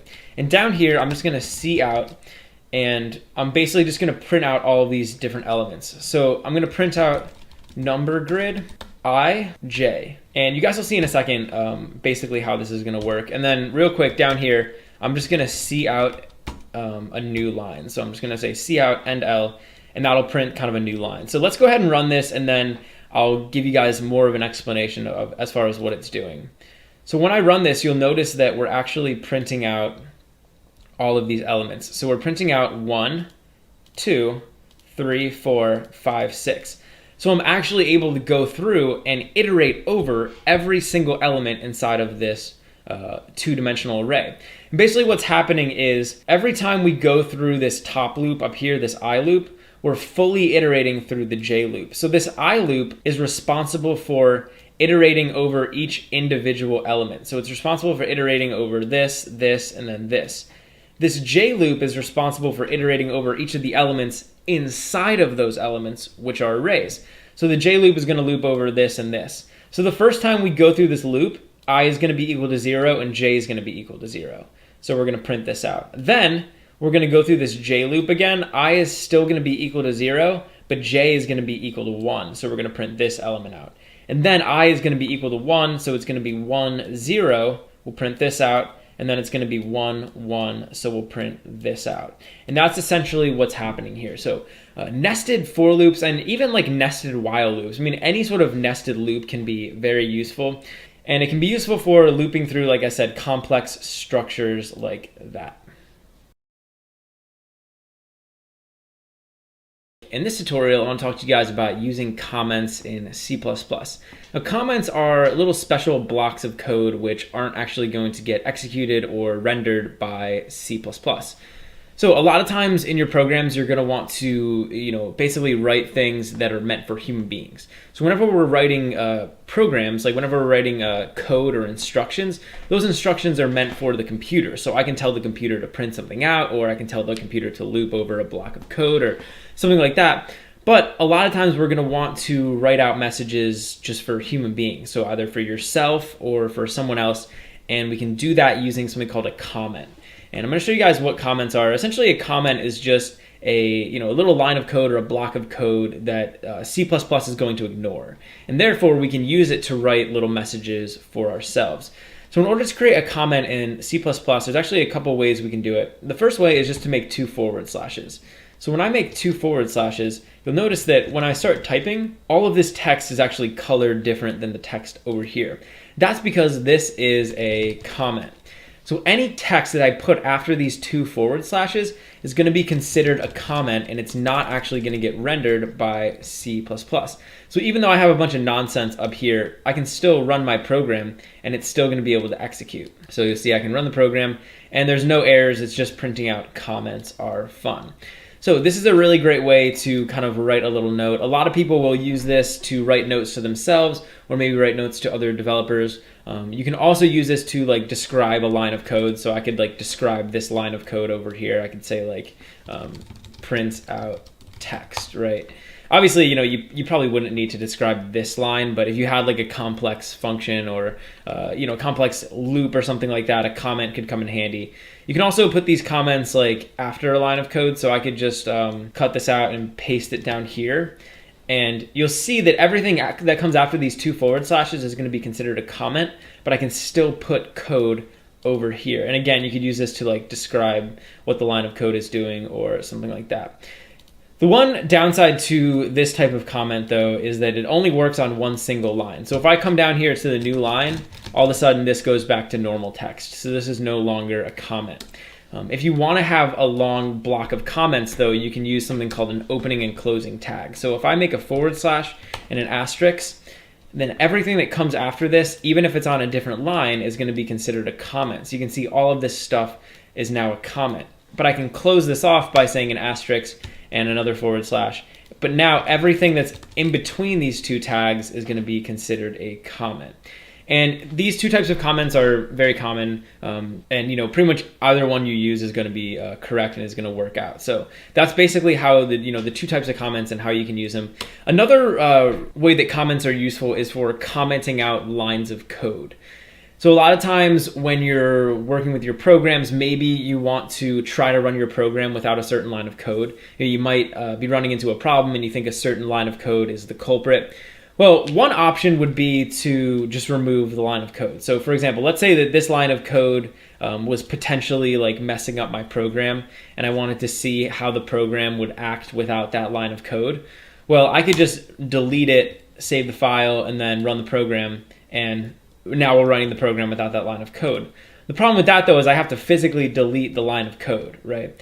If I wanted, though, I could just put a comment in front of it, and now this entire line is going to get ignored by C++. So it's essentially the same as removing it, but we don't actually have to physically remove it from the file. It's still going to be there. We can still see it. We still know that it's there. It's just not going to get executed. So that's another useful way that comments can come in handy. So yeah, I think a lot of developers use comments, and you definitely want to take advantage of them in your programs when they're appropriate.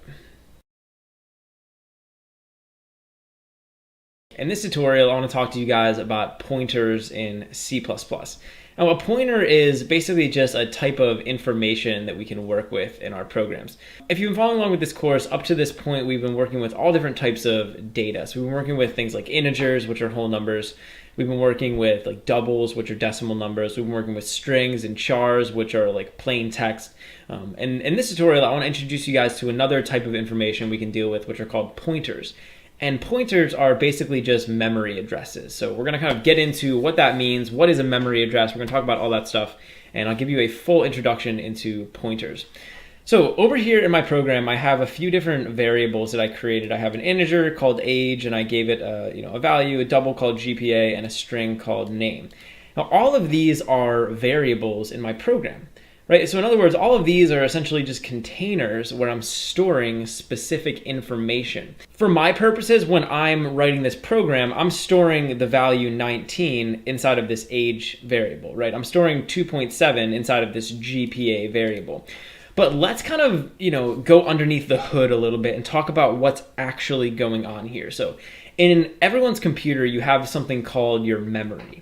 And another word for this would be RAM. So you might have heard people talk about RAM. It stands for Random Access Memory. It's essentially just the active memory that your computer is using when it's running programs. So whenever your computer runs a program, it's using RAM. So it's storing information inside of this memory. Let's just say our program, for example. So in the case of this program, if I was to run this program, my computer would actually be using RAM.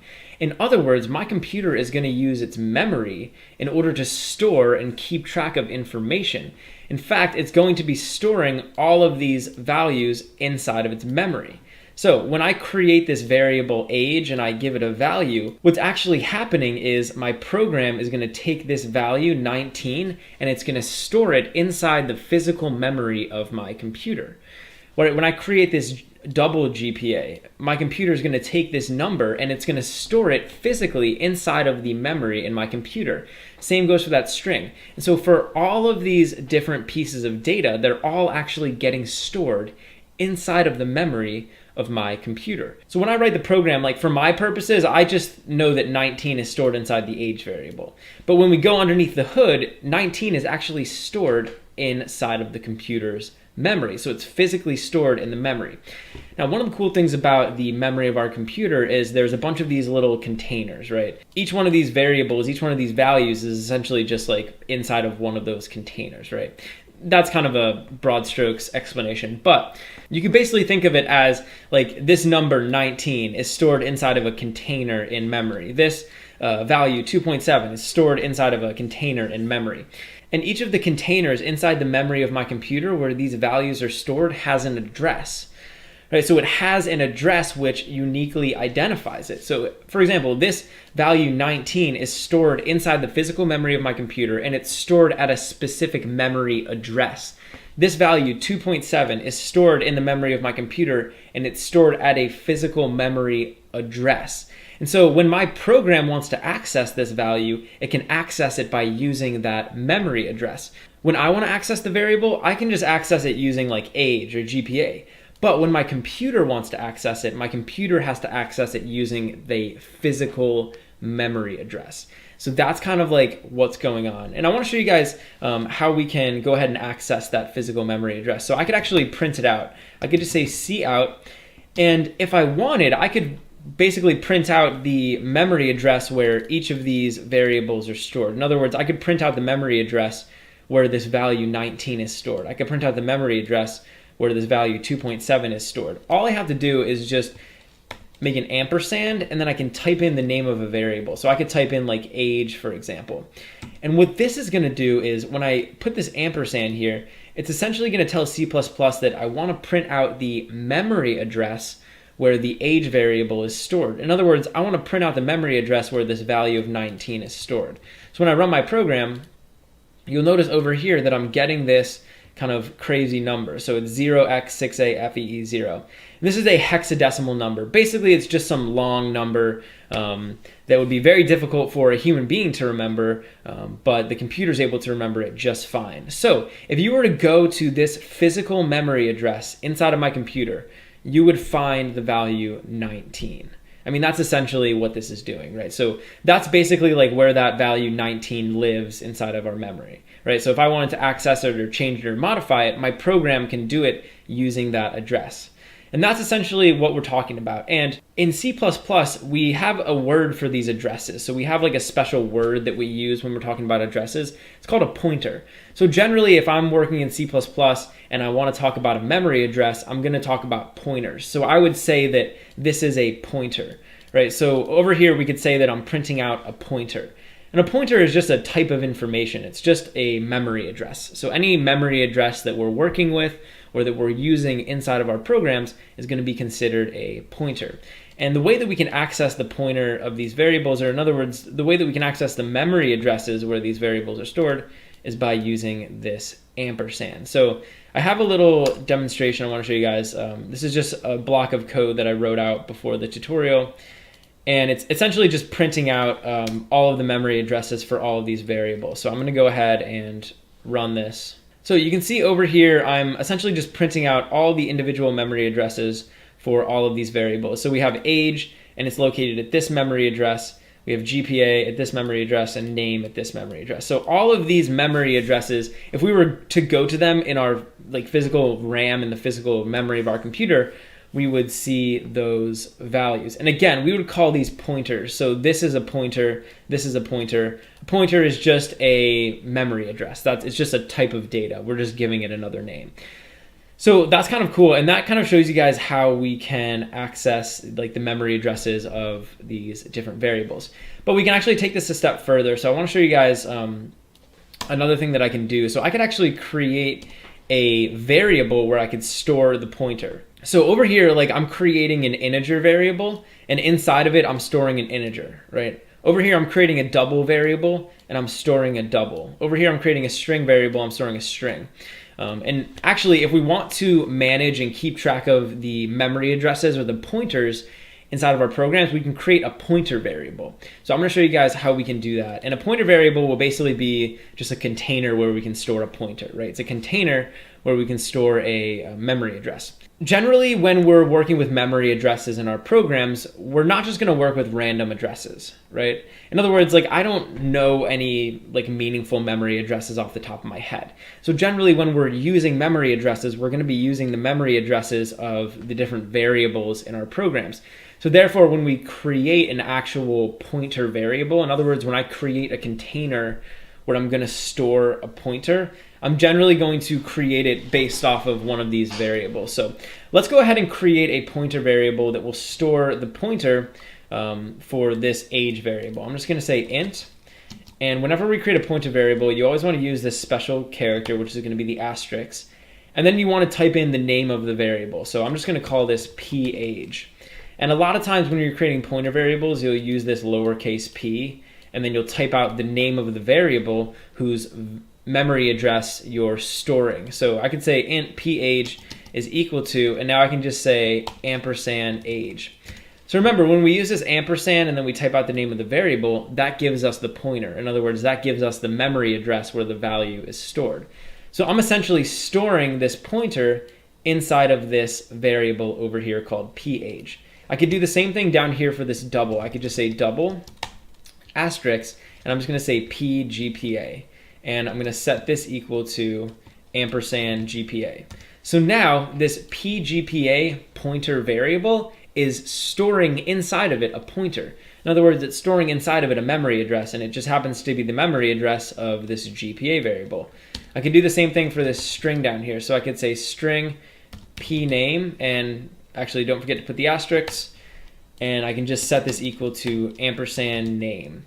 And now this pointer variable pName is storing the pointer. In other words, it's storing the memory address of this name variable. So now I can actually work with these different pointer values using these pointer variables. So if I was to come down here, I could say cout, and I could just print out like page. And now this is going to go ahead and print out the value that's stored inside of that pointer variable, which is going to be a pointer, which should be the memory address of page. So you can see down there, that's exactly what we get. So that's kind of useful. And, really, I think a lot of times people get a little intimidated or maybe confused with pointers.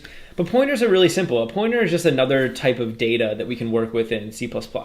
So, you can work with things like integers, which are whole numbers. You could work with doubles, which are decimal numbers. You could work with strings, which are just a bunch of characters. You could also work with pointers, which are memory addresses. That's all it is. It's just a different type of data. And when we create a pointer variable, it's just a container where we can store a pointer. That's kind of all it is. Now, I want to point out to you guys, whenever I created this pointer variable, you'll notice that I used the data type of the variable that I was pointing to. So this pointer variable is storing the memory address of an integer. Therefore, I said int over here. This pointer variable is storing the address of a double, so I said double over here. Same thing down here. This is storing the memory address of a string, so I said string over here. And that's basically just what you have to do when we're making pointer variables. This kind of brings me to another point. I want to show you guys one more thing we can do, which is called dereferencing a pointer. And dereferencing a pointer basically means that we're going to grab the value that's inside of the memory address. So remember, a pointer is a memory address. So if I have a pointer, that is the address of a physical, slot or a physical location in my computer's RAM, in my computer's memory. That's all it is. It's just an address, right? Like you have an address for your house. That's kind of what this is. It's an address, but instead of for a house, it's for a memory location. And when we dereference a pointer, we're basically telling C++ that instead of using the actual pointer, we now want to go to that physical memory address, grab the value out of there, and use it in our program. And the way that I can do that is by dereferencing it. So you'll notice, like when I print out page, right? This is a pointer. So when I run this program and I print it out, we get a memory address. But if I was to dereference this pointer, we would actually end up getting the value that was stored at that memory address. So if I put an asterisk here, this is what's called dereferencing a pointer. So I could say asterisk page, and now we'll be dereferencing the page pointer. So now instead of getting that memory address when I run this program, we're going to get the value 19 because that is the value at the memory address that the pointer was storing, that the pointer was representing. So I'm going to run my program, and you'll see down here we get 19. So when I get rid of this asterisk, we get the memory address. When I put the asterisk here, we're dereferencing the pointer, so we just get 19. And that's kind of how that works. So hopefully that makes sense. I want to show you guys one more thing. So dereferencing is really useful. And if I just said, for example, like ampersand GPA, right? GPA is this variable up here. It's storing the value of 2.7. This is a pointer, right? So this is going to give me the memory address. So over here, when I run this, we get this memory address. But I could just dereference this, and hopefully this kind of shows you guys what we're doing. So I can just put an asterisk here, and this is going to dereference this entire thing. So now this asterisk is dereferencing this pointer, and we should end up getting the actual value, which is 2.7. So you can see we get this value. And you can kind of chain these together. Not that you would want to, but I could say like ampersand, and now we'll get the memory address again. So that's kind of how that works. And, pointers and, working with pointers, doing stuff with pointers can be really useful in C++. This is also a very useful concept in another language, which is called C. And C is actually the programming language that C++ is based on. And you use pointers a lot in that C language, but they're also important in C++. And if you're going to be a C++ developer or programmer, you need to have at least a baseline understanding of what pointers are and how they work. So hopefully that gives you a little bit of an idea of what they are. Remember, essentially pointers are just types of information. It's just another type of data that we can use in our programs. We can print them out, we can use them, we can store them inside of variables, and we can also dereference them, as you saw earlier in the tutorial. So hopefully that helps, and hopefully now you can kind of play around with pointers. In this tutorial, I'm going to teach you guys about classes and objects in C++. Classes and objects are extremely useful, and this is a very important topic in C++. So I'm going to give you guys a full overview of what these are, and we'll kind of get an idea of how to create classes and objects. So down here in my little program, I've just created a few different variables. And basically what I'm doing here is I'm just storing different pieces of information, right? I'm storing my name inside of this name variable, and we're storing it inside of a string. I'm storing pi, the first 3 digits of pi, in this double variable, and then I'm storing my favorite letter G inside of this character variable. So just using these variables, we're able to store a bunch of different types of information. And actually, if you know anything about C++ data types, you'll know that by default, C++ allows us to store a bunch of different types of data. So we can store like text, we can store numbers, we can store like whole numbers, decimal numbers, we can store characters. We can store all of these different types of information. But here's the problem though, and this is kind of a limitation to this, is that there's a lot of types of information. In other words, there's a lot of things, there's a lot of real world entities that can't just be represented using a string or a number or a character. Like there's a lot of things that we just can't represent with a string or a number or a character. Like a phone, for example. Like I can't really like represent a phone in my program using like a string or using just a number. Or think of something like a computer or a keyboard or an animal or a person. Like there's all these like real world entities that can't necessarily just be represented using the limited data types that we have, right? So we only have like a certain number of data types that we can use, and those data types really aren't enough for us to necessarily model everything in the real world. So imagine I was creating a program, for example, where I wanted to work with books. Like maybe I was creating a program for a library, and inside of that program, we needed to represent a book. Like I wanted to be able to work with books and store books and use books inside of my program. Well, there's no book data type. Right? There's no, like, I can't just come over here and say like book, my book, whatever. Like there's no book data type for me to use. So this is kind of a problem. And, forget about books for a second. Imagine any other, real world object, like a person or a location or a musical instrument, or really any type of like object in the real world that I'd want to represent in my program. And so, really the problem is we only have a limited data types, right? There's only certain types of data we can represent. And this is where classes and objects come in. So what we can do is we can actually create a class. And a class is essentially a new data type. So when I create a class, I'm basically creating a new data type in C++.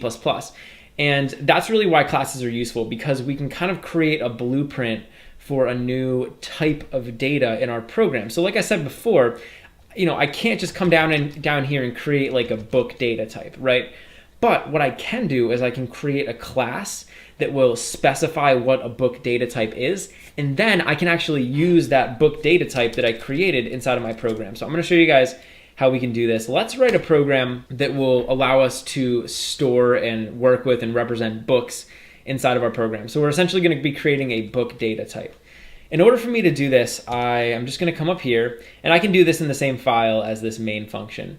And I'm going to create a class. And a class is essentially just a specification or a blueprint for a new data type in our program. So when I create a class, I'm basically creating a new data type. I'm creating a new type of data that we can work with and we can use in our programs. It's pretty cool.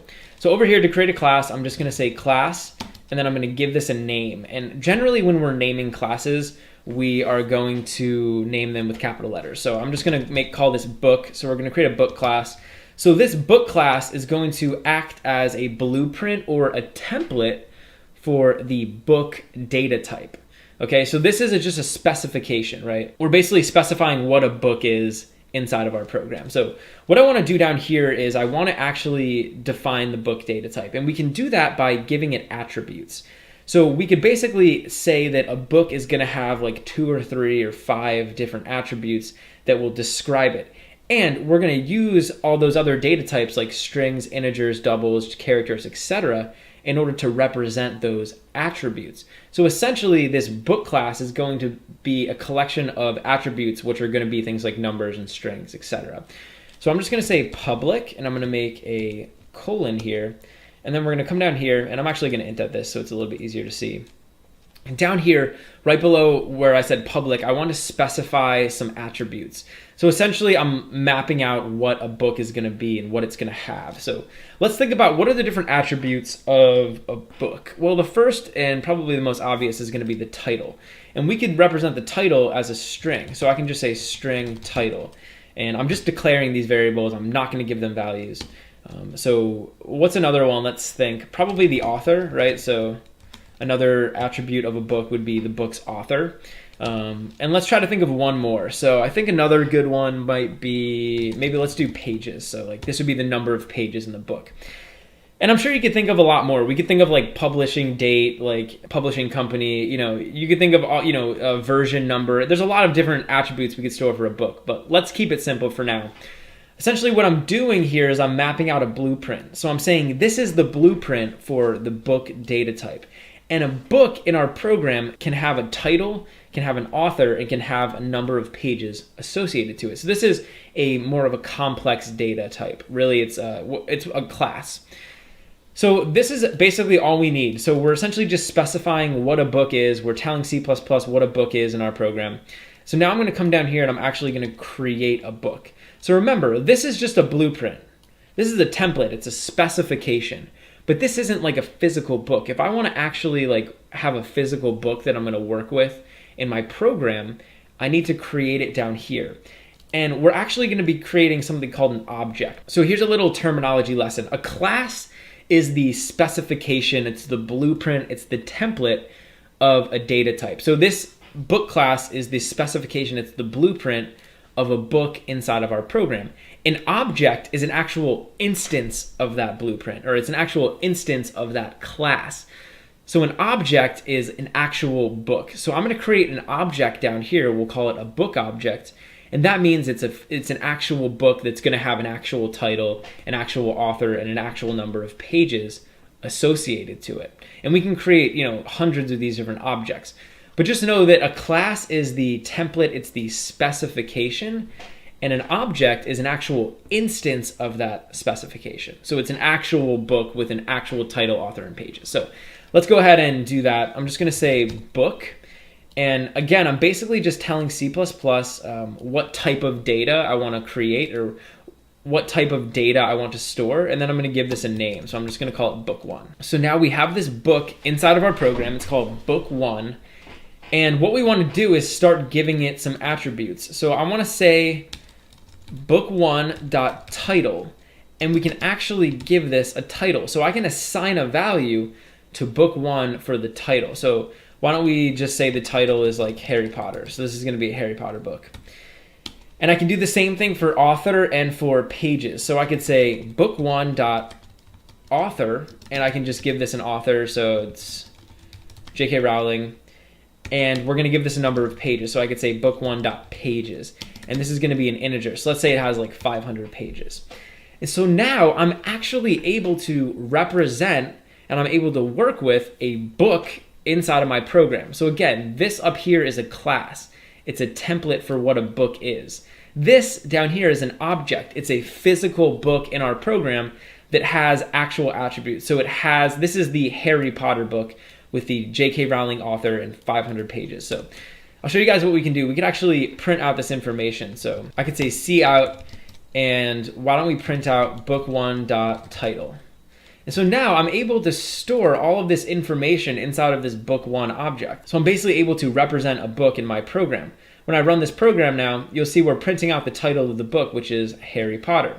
I could do the same thing for like pages. So we could print out the number of pages in book 1 which is going to be 500. So this is a really cool way for us to actually model a real world entity like a book inside of our program. So remember, before we didn't have a book data type, right? I had nothing I could use to represent a book in my program. Now all of a sudden I have one. So I can actually represent a physical book in my program. And we could make as many of these as we wanted. So I'm actually just gonna copy this and let's make another book. So let's say in addition to this Harry Potter book, maybe we want to make another one. And I'm just gonna call this book 2. So I'm gonna change all of these. So now all of these are set to book 2 and I'm gonna change all these attributes. Instead of it being a Harry Potter book, why don't we make it a Lord of the Rings book, and the author is gonna be Tolkien, and let's say that this is like 700 pages. So now I have 2 books in my program. I have book 1 and I have book 2. Book 1 has all of these attributes associated to it. Book 2 has all of these attributes associated to it. But both of these books are using this same book template, right? They're using the same book class. This is just a specification for what a book is, and down here I was able to create individual instances of that specification. In other words, I was able to create individual book objects. So I could also print out stuff about book 2. So now I could say like book 2 dot author, and this is going to print out book 2's author. So now it's Tolkien. So just like before, when we have like integers and strings and stuff like that, now in addition to those data types, we also have a book.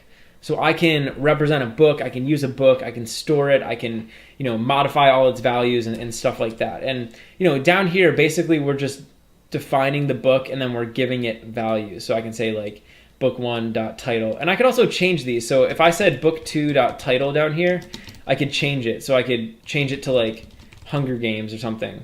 And now book2.title is going to be updated. So these work just like normal variables would work. And you can see now we're getting Hunger Games. So that's pretty cool. And honestly, this is just an introduction into classes and objects. There's a lot more to learn about. There's a lot more to talk about. But hopefully this makes sense. What you want to do is just play around with modeling a real world object. So in here, I modeled a book. So I created a book data type, but you could create like a phone data type. You could create a keyboard data type. You could create anything. Essentially you're just taking a real world entity, breaking it up into individual attributes like title, author, and pages, and then you can represent it in your program.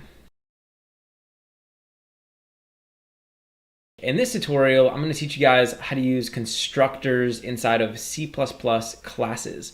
Now, a constructor is basically a special function that is going to get called whenever we create an object of a class. So let me show you guys basically how this works. So down here, or actually up here, I have this class. It's called book. And if you're following along with the course, we created this class in the last tutorial. And basically this book class is just sort of a blueprint or a specification for what a book is inside of our program. So, a book has a title, has an author, and it has pages. Awesome. So then down here, we actually created some book objects. And an object is just an instance of a class. So we have book 1, and book 1 has a title. It's a Harry Potter book and an author and pages and all that stuff. So I'm going to show you guys where constructors come into play. So a constructor, like I said, it's essentially just a function that's going to get called whenever we create one of these book objects. So up here, I'm actually going to go ahead and create a constructor. And the way we can create a constructor is just by essentially creating a function for this program. So I'm just going to say book, and I'm going to make an open and close parentheses and an open and close curly bracket. And essentially what we have here is a constructor. So this is a special function now, which is going to get called whenever we create a book object. So let me prove that to you guys. I'm just going to print something out, and I'll just say creating object. And then we also want to print a new line. So down here, I'm creating 2 objects. I'm creating book 1 and I'm creating book 2. Whenever I create a new object, you guys are going to see that this function up here is going to get called. So let me run this program. And you'll see over here, it says creating object twice. So it says creating object, and that was when we made this line of code. And then down here, it also says creating object, and that was when we created this second object. So we created 2 objects, and this method or this function got called twice. Hopefully that makes sense. Now, another cool thing about this book function is that it can accept parameters. So I could come over here and we could say that this is going to accept a parameter like name. And over here, I could just print out like whatever the user passed in. So now down here, when we create these objects, we can pass values in. So I could pass in like Harry Potter, that's the name of this book. And we could pass in like Lord of the Rings, that's the name of this book, right? So now when I run my program, it's going to actually be able to use those parameters. So instead of printing out like creating object, it's printing out the value that we passed into the constructor. Pretty cool, right? And constructors are awesome because we can use them when we create objects. So let me point something out to you guys. And I'm actually just going to get rid of this stuff up here. So let me point something out. When we wanted to create these objects, right, and when I wanted to give them a bunch of initial information, so when I created book 1 and book 2, I had to manually specify what the title was going to be, what the author was going to be, and what the pages were going to be. And it kind of took up a lot of time, right? It takes a lot of time to have to manually type out book1.title, book1.author. And I have to do that for every single object that I create. Well, that gets really, really tedious. And imagine if instead of just creating 2 objects, I wanted to create like 100 or 1,000 objects. Like that would take up so many lines of code. I mean, just to create one of these objects took up 4 lines of code. We can actually use these constructors in order to initialize our objects with information. So like when I create this book 1, instead of having to manually specify the title, the author, and the pages, instead, I could just pass those values into the constructor, and the constructor could initialize the values for us. So let me show you guys how we can do that. Up here in our constructor, I'm going to specify that this constructor is going to take 3 values. So this book constructor is going to take a string title, and actually we're just going to call this a title. It's going to take a string, and we're going to call it a author, and it's going to take an integer. We're just going to call it a pages. And I'm putting this a here. You don't have to do that. I'm just doing it so it's kind of easy for us to see what's going on. A is just going to stand for argument. So this will be like the title that's an argument. All right, so down here, what I can do is I can actually assign the values of title, author, and pages to the values that we passed in. So down here, we're assigning the values of title, author, and pages to all of this information. But instead of having to do it down here, I could just do that up here in the constructor. So I could say that the title is going to be equal to a title. So in other words, the title of the object, the title that we want to store for this specific book, is going to be equal to the title that gets passed in. I could do the same thing for the author. So I could say author is going to be equal to a author, and pages is going to be equal to a pages. And again, you don't have to name these a title, a author, a pages. You can name them whatever you want. I'm just kind of doing this so it's more obvious as far as what's going on. So down here, what I can do now, whenever I create this object, I need to pass it a title, an author, and a number of pages. So if I tried to run my program right now, you'll see we're getting an error. And we're basically getting an error because we didn't pass in these values. So what I can do is I can actually take the title, I can take the author, and I can take the number of pages, so 500, and I can pass them into this constructor. Then I can just get rid of all this code because we don't need it anymore. And I'll do the same thing for the Lord of the Rings book. So we can pass in the number of pages. And so now we can get rid of all this stuff. So we went from having 8 lines of code to create 2 objects. So now we just have 2 lines of code. And now when I run my program, we should be able to essentially just give this object a bunch of initial information.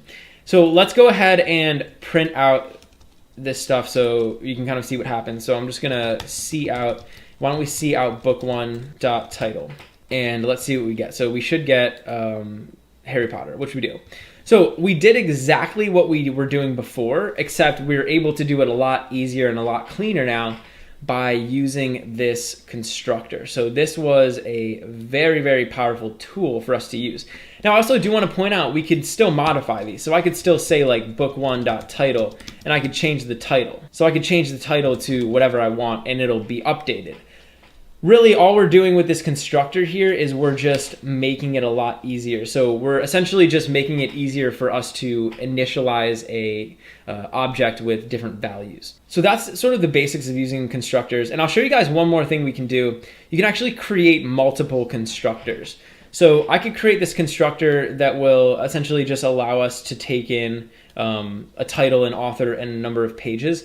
But let's say that for some books, we wouldn't want to include one of those attributes. I can make another constructor over here, and this constructor, for example, won't take in any parameters, and I could just give these values like initial values. So I could basically just say like title is equal to no title, author is equal to no author, and we could also say like pages is equal to 0. So this is basically just giving this object like some initial information if we don't pass anything in. So now what I could do is I could come down here and I could create another book. So I could say like book, and we'll call this book 3. And now I don't have to pass in this information. So if I want, I can just do that. And we could print out like book3.title, and it's going to be that title that we gave it. And this needs to be capital. Whoops. So now you see we get no title. So a lot of times people will create multiple constructors. You're basically giving the user multiple ways that they can create your object. But I would say the most common scenario is going to be this, where you pass in all of the attributes and then they basically just get assigned. So that's the basics of constructors. Hopefully that makes sense. Constructors are very useful, so you're definitely going to want to use them in your C++ classes. In this tutorial, I'm going to talk to you guys about object functions in C++. You'll also hear people refer to these sometimes as like instance functions. And essentially what this is it's a function that we can put inside of one of our classes. And then the different objects of that class can use that function in order to either find out information about themselves or modify information about themselves. So I'm just going to give you guys a sort of introduction into how to do this. Now over here, you'll see that I actually set up a class, and this class is called student. And this is essentially just a template for like what a student is going to be in our program. And I've said down here that a student is going to have a name, a student's going to have a major, and a student is also going to have a GPA. So that information is sort of like what defines a student in our program. And then down here, I created a constructor, which basically just allows whoever's creating these objects in order to pass in some initial information. And we're passing in a name, a major, and then also a GPA. So I'm essentially just using this constructor as I normally would any other constructor. So this is our student class. And then down here in my main method, you'll see that I actually have a couple students. So I created a student called student1. His name is Jim. He's a business major, and his GPA is 2.4. And then I have another student, student 2. Her name is Pam. She's an art major, and she has a GPA of 3.6. So these are now 2 students that I'm working with and I'm sort of representing inside of my program. So that's awesome. So let me show you guys how we can use these different object functions. Let's say that we wanted a way to figure out whether or not one of these students was on the honor roll. Right, so let's say that at the school that these students attend, there's an honor roll, right? And let's say that the rules for being on the honor roll is you need to have a GPA of 3.5 or above. So if you have a GPA of 3.5 or greater, that means that you're on the honor roll. And let's say that we wanted to have an easy way to figure out whether or not a specific student was on the honor roll. Well, what I could do is I could actually create a function up here in my student class which each of the objects could use to tell if they were on the honor roll or not. So what I'm going to do is I'm going to go down here below the constructor, and I can basically just create a function like I normally would. So we can give this a return type, and I'm going to give this a Boolean return type, and I'm going to name this function has honors. And this function is basically going to return a true or a false value. It'll return true if the student has honors, right? It'll return true if the student has a GPA of 3.5 or greater. If they don't, it's going to return false. So over here, we're not going to have to take in any information. We don't need any parameters. I'm going to make an open and closed curly bracket. Now down here inside of this function, we need to figure out if the object has honors. So I can just use an if statement. I'm just going to say if, And I'm basically just going to say if GPA is greater than 3.5, or actually if GPA is greater than or equal to 3.5, then we're going to come down here and we can just return true. Because if this code gets executed, that means that they have a GPA of 3.5 or greater. And then otherwise, if that's not the case, we can just return false. So that's essentially all this little function is going to do. It's very simple. If they have a GPA of 3.5 or greater, return true, otherwise return false. Now, what's cool about this function is each of the objects that I create can call this function. And depending on their specific GPA, it's going to return a different answer. So for example, let's go ahead and call this on our first student, Jim. So I can just say cout, I just want to print out the answer. And I can just say student1 dot has honors. So now if I want to figure out whether or not Jim has honors, I can just call this function. I can say student1 dot has honors. And now this is going to print out whether or not Jim has honors. So you'll see over here, we're printing out a 0. And just a tidbit, whenever you print out Boolean values, if it's a false, it's going to get printed out as a 0. If it's a true, it's going to get printed out as a 1. So the fact that we're seeing a 0 here means that student1 doesn't have honors. And we can do the same thing for Pam. So we could do the same thing with our other student. I could say student2 dot has honors. And now this should be true because Pam has a GPA of 3.6. So Pam is going to have honors. What's cool about doing this is that this function is going to be using different information depending on which object is calling it. So when the Jim object calls it, the GPA is Jim's GPA. When the Pam object calls it, the GPA is Pam's GPA. So we can define a general function over here in our class, and depending on the object that calls it, it's going to be giving or doing different things. So the GPA is going to be different depending on if Jim's calling it or if Pam is calling it. And that's kind of why these are cool. So you can make all sorts of these little functions, and generally people will make these to get information about the object. So for example, figure out whether or not they have honors, or modify values. And in future tutorials, we're going to look at functions which are going to be modifying the values in our classes. But hopefully that kind of gives you an idea of what you can do with these. So, you know, in a lot of cases, you're going to want to have different functions inside of your classes that are going to do stuff. Now, I do want to just point out one more reason why these are cool. So let's say that I have this program written and, you know, I'm using all these different students, and maybe I have a program that like calculates who's on the honor roll or something.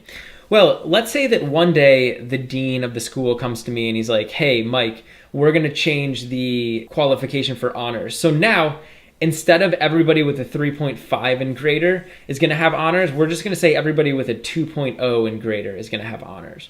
In order for me to make that change in my program, in other words, in order for me to update that information, all I have to do is go over here and change this to 2.0. And now all of the code in my program is still going to work, and these has honors are still going to work, but now the bar for having honors is going to be lowered. So I could say student1.has honors, and now this is going to be true because we changed the qualification. So now we get a 1.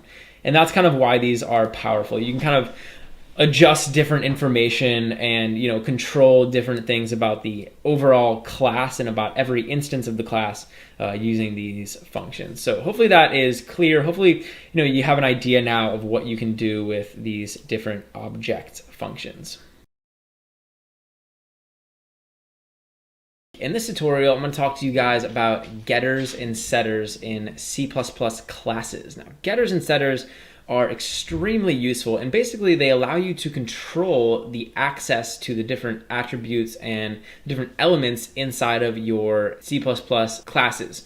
So I'm going to show you guys the basics of using C++. In order to do that, we're going to use a little example. So up here I have a class that I created, and it's called movie.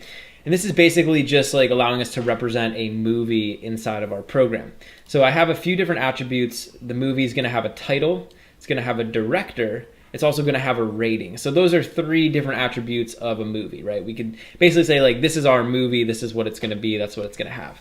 And down here we have a constructor. So I'm just passing in the title, the director, and then also the rating. And then over here, we're assigning those values to the values inside of the object. This is all pretty standard stuff. And if you've been following along with the course up to this point, this should kind of make sense, what I'm doing over here. I'm essentially just defining a movie data type. And down here, I actually created a movie. So I created a movie, and it's called Avengers, and the title is The Avengers, director is Joss Whedon, and the rating is PG-13. So I'm creating an actual movie, and you'll see down here I can print out the rating. So why don't we run our program, and we'll just sort of get on the same level. So over here I have PG-13, so it's printing out the rating, everything works, everything looks good. Now, here's the thing, a lot of times in C++, when we're creating something like a class up here, like this movie, we're gonna wanna be able to control what information can be stored for a particular movie. And let me give you an example. So down here, I have this rating as PG-13, right? And generally for movies, there's a certain number of ratings that you can have. So it'd be like G, PG, PG-13, R, and then NR, right? So not rated. So just for our purposes, let's say that these are all the ratings that you can give to a movie: G, PG, PG-13, R, and NR, right? I'm sure there's some more that we could think of, but let's just say that those are the ratings that we're going to say are valid for a movie. Those are the ratings that are going to be allowed for a particular movie. Well, over here, I'm inserting PG-13, but let's say I wanted to instead enter in something else.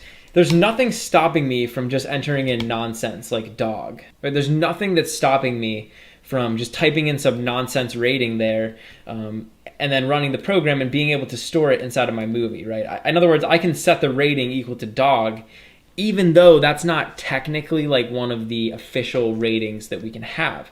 And there's a lot of circumstances where there's going to be things like this. For example, valid ratings that you're going to want to enforce. In other words, like when you're writing this program, you might not want an object, you might not want a movie object to be created that's not using a valid rating. Like you wouldn't want this to be able to happen down here. You wouldn't want them to be able to put a rating in as dog. So I'm going to show you guys how we can essentially just enforce that, how we could make it so that the user can only create an object, a movie object, with a valid rating. And to do that, we can use something called getters and setters. Now, the first thing that I'm going to do after I turn that back is I'm going to head up here into my class. So up here in my movie class, and I want to show you guys one thing. You'll see up here I have this keyword public. And essentially when I say public and I put all this stuff underneath public, what that means is that all of this stuff is public. And basically, when something's public, it means that any other program, any other code can access it. So essentially, any code outside of this class is able to access the title of the movie, the director, the rating, and the constructor. So down here, I'm able to print out Avengers.rating because rating is public, right? So I can print this out because it's underneath this little public keyword. But there's another keyword that we can use in C++, which is called private. And I can do the same thing as I did with public. I can just say private. And any attributes, any variables, any functions, anything that I put underneath this private keyword is actually going to be private. So for example, if I was to take this string rating and I was to put this under here, under this private, what this means is now only code inside of this movie class is able to access the rating attribute. Only code that's inside the movie can access the rating. So if I was to come down here now and try to print out Avengers.rating, I'm not going to be able to do that anymore. And you're going to see that we're going to get an error. So you can see this highlights in red, basically telling us that you can't print out Avengers.rating because it's private. So I no longer have access to the rating inside of my main function. Now, one thing I will point out is I have access to the rating here in the constructor. That's because the rating variable, the rating attribute, is in the same class as this constructor, so it's able to access it. But this main function isn't able to access it, and any code inside the main function can't because it's not inside of that class. So that's basically the difference between public and private, and we can leverage public and private in order to control what ratings are able to get set for this movie. So let me show you guys how we can do this. The first thing I want to do is underneath this public block, I'm going to create a public function, and I'm going to call it set rating. So actually this is going to be void, and I'm just going to call it set rating. And this is going to take as a parameter, it's going to take one value. It's going to be a string a rating. So this is going to take a rating as a parameter. Down here inside of this set rating function, I'm basically going to say rating is equal to a rating. So now whenever I want to give a value to the rating, I'm going to make it so we have to go through this set rating function. So over here, instead of saying rating is equal to a rating, I'm just going to say set rating, and I'm going to pass in a rating. And so now whenever we set the rating, it's going to go through this set rating function. And for example, if I wanted to modify the rating down here, so if I wanted to say like Avengers.rating is equal to dog, I'm not going to be able to do this, again, because rating is private, so I can't access it over here. But if I want to modify the rating, I can just go through this set rating function because it's public. So over here, if I wanted to modify the rating, instead of saying Avengers.rating, I could say Avengers.setRating, and I could pass into this as a parameter dog. All right, so now anytime we're setting the rating, either up here in the constructor or down here in the actual program, we have to go through this set rating function. And that's going to be really useful. So essentially what we can do now is we can set up some rules. So I can set up some rules inside of this set rating function for what ratings are going to be valid. So I'm going to go ahead and do that. Essentially what I'll do is I'll create an if statement. And if the rating that gets passed in is one of the valid ratings like G, PG, PG-13, R, or NR, then we'll let them set it. Otherwise, we'll be able to essentially like throw an error, or we'll be able to say like, hey, this is an invalid rating.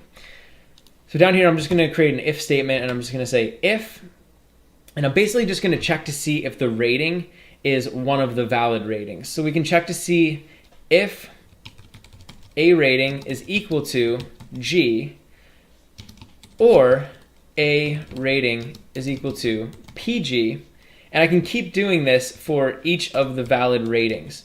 So I'll keep doing this over here, and I'm just going to say, or a rating is equal to PG-13, or a rating is equal to R, and then there's one more, which is going to be or a rating is equal to NR.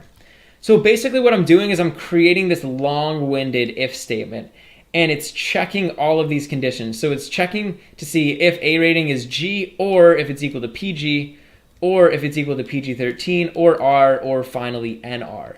Now, if it's equal to one of those, right? If it's equal to one of those valid ratings, then we can just go ahead and set it normally. So I could say like rating is equal to a rating, right? Because they entered in a valid rating, so it's going to be fine. But here's the thing, if they didn't enter in a valid rating, that means that we're not going to be able to set it as the rating that they entered. So I can say else, and otherwise, why don't we just go ahead and set rating equal to NR. So we'll say that if they entered in an invalid rating, like if they tried to set an invalid rating for the rating for the movie, we're just going to go ahead and set it to NR because they didn't enter in a valid rating, so it's just going to be not rated. So here's the thing. Now, whenever we want to set the rating, we have to go through this set rating function. So for example, I could come over here and I could say Avengers set rating dog.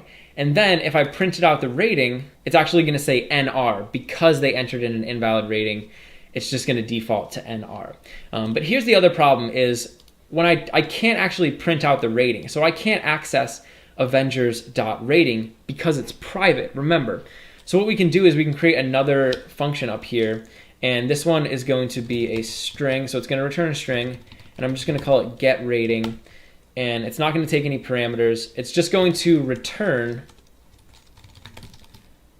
rating. So it'll just return the rating. And so now if I wanted to print this out, I could say Avengers.getRating, and I'll be able to print it out. So let's go ahead and see what happens. So down here, I set Avengers rating equal to dog. That's an invalid rating. So now when I get the rating and I print it out, we should just print out NR. And actually it looks like I have a typo here, so I forgot to put a double equals in there. Let me see if I did that over here too. Nope. Okay, so we should be able to run this now. Yeah, so down here you'll see that we're printing out NR. So I tried to set the rating equal to dog.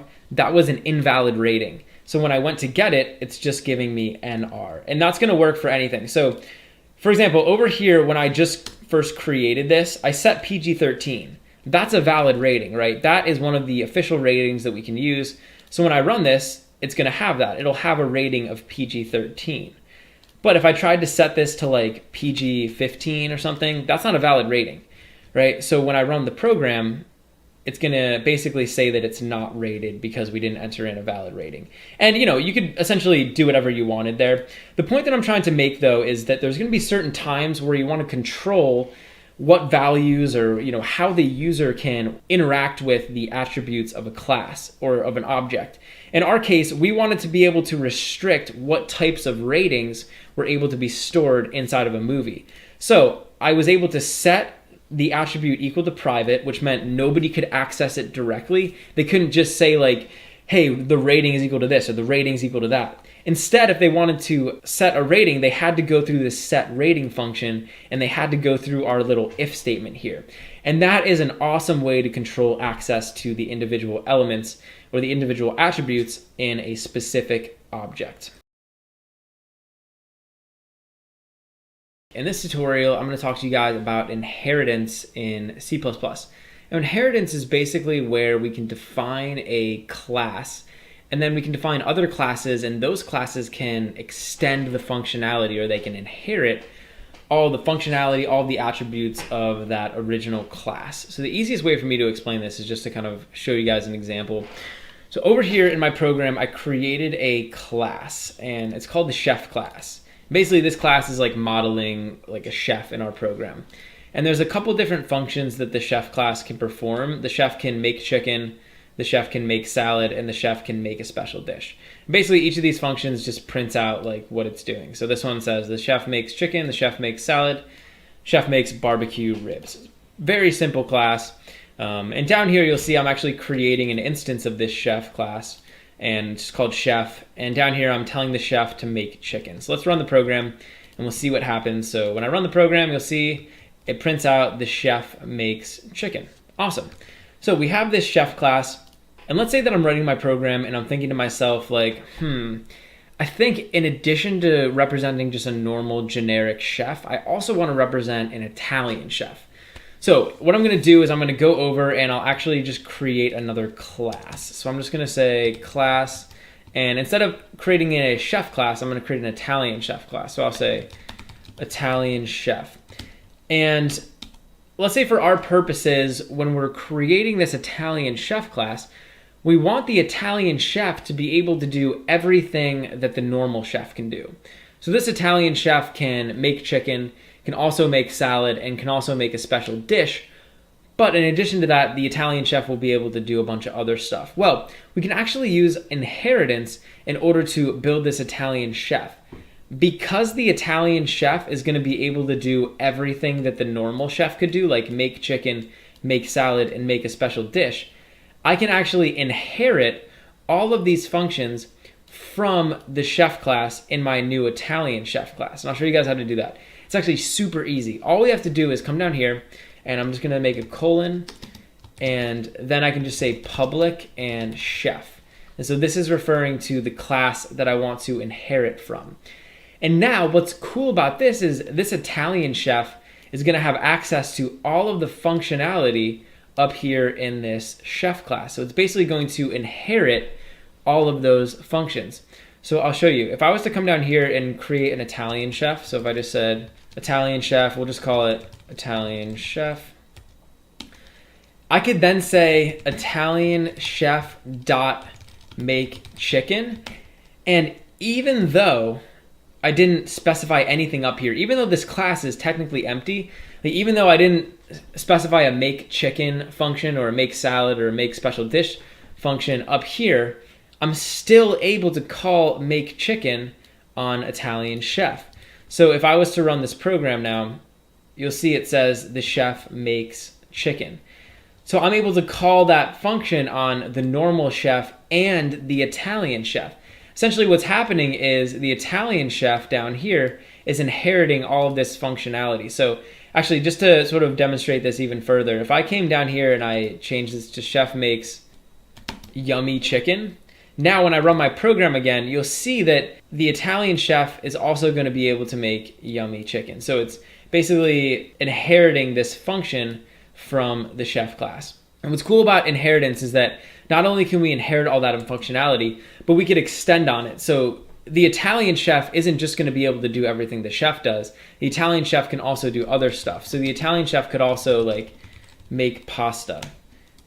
And down here we can just basically print out like the chef makes pasta. So in addition to being able to make everything that the normal chef can make, this Italian chef can also make pasta. So I can come down here and say make pasta. But it's important to note that this normal chef can't make pasta. So if I tried to call make pasta on the normal chef, you'll see we're going to get an error. So you'll see over here, it's not going to be able to run the program. And actually, it looks like I had an error up here, so this should be a less than sign. All right, so now we'll get an error down by the other chef. Yeah, so now we're getting this error, which is basically saying this chef can't make pasta, but the chef could make chicken. And now that you'll see the Italian chef is going to make pasta and the normal chef's going to make chicken. And actually, one more thing I forgot. We need to put public over here. I keep forgetting to do that. So I'm going to say public, and then this is basically going to specify that this function is going to be public. So now we should be able to run our program. And you'll see it says the chef makes yummy chicken and the chef makes pasta. So both of our chefs are able to do different things, and that's pretty cool. And the other cool thing I can do with inheritance is I can actually override certain functions. So you'll notice up here, the normal chef has this make special dish function. And this chef is making barbecue ribs as a special dish. But let's say that the Italian chef was going to have a different special dish. Well, I can do something called overriding a function. So I can actually copy this function from up here, and I can paste it down here into my Italian chef. And essentially now this is going to override the function from up here. So instead of making barbecue ribs, we could have him make like chicken parm. So now this Italian chef is going to be making chicken parm, while the normal chef will make barbecue ribs. So if I came down here and I said make special dish on the normal chef, and I said make special dish on the Italian chef, now these are going to be two different things because the Italian chef overrode that original function. So chef makes chicken parm and the chef makes barbecue ribs. So that's kind of how overriding can be useful. Like if you're inheriting a function and you want to change like what it's doing or modify what it's doing in the other class, you can do that. Now, just a quick terminology. So we would call this chef class a superclass, and then we would call this Italian chef class a subclass because the Italian chef is inheriting from the chef class, which is the superclass. And that is essentially the basics of inheritance. Is you're essentially creating a class and you're inheriting all the functionality from another class inside of it. And then you can do things like add extra functions, you can add on to it, or you can override the functions that you inherit. Hey, thanks for watching. If you enjoyed the video, please leave a like and subscribe.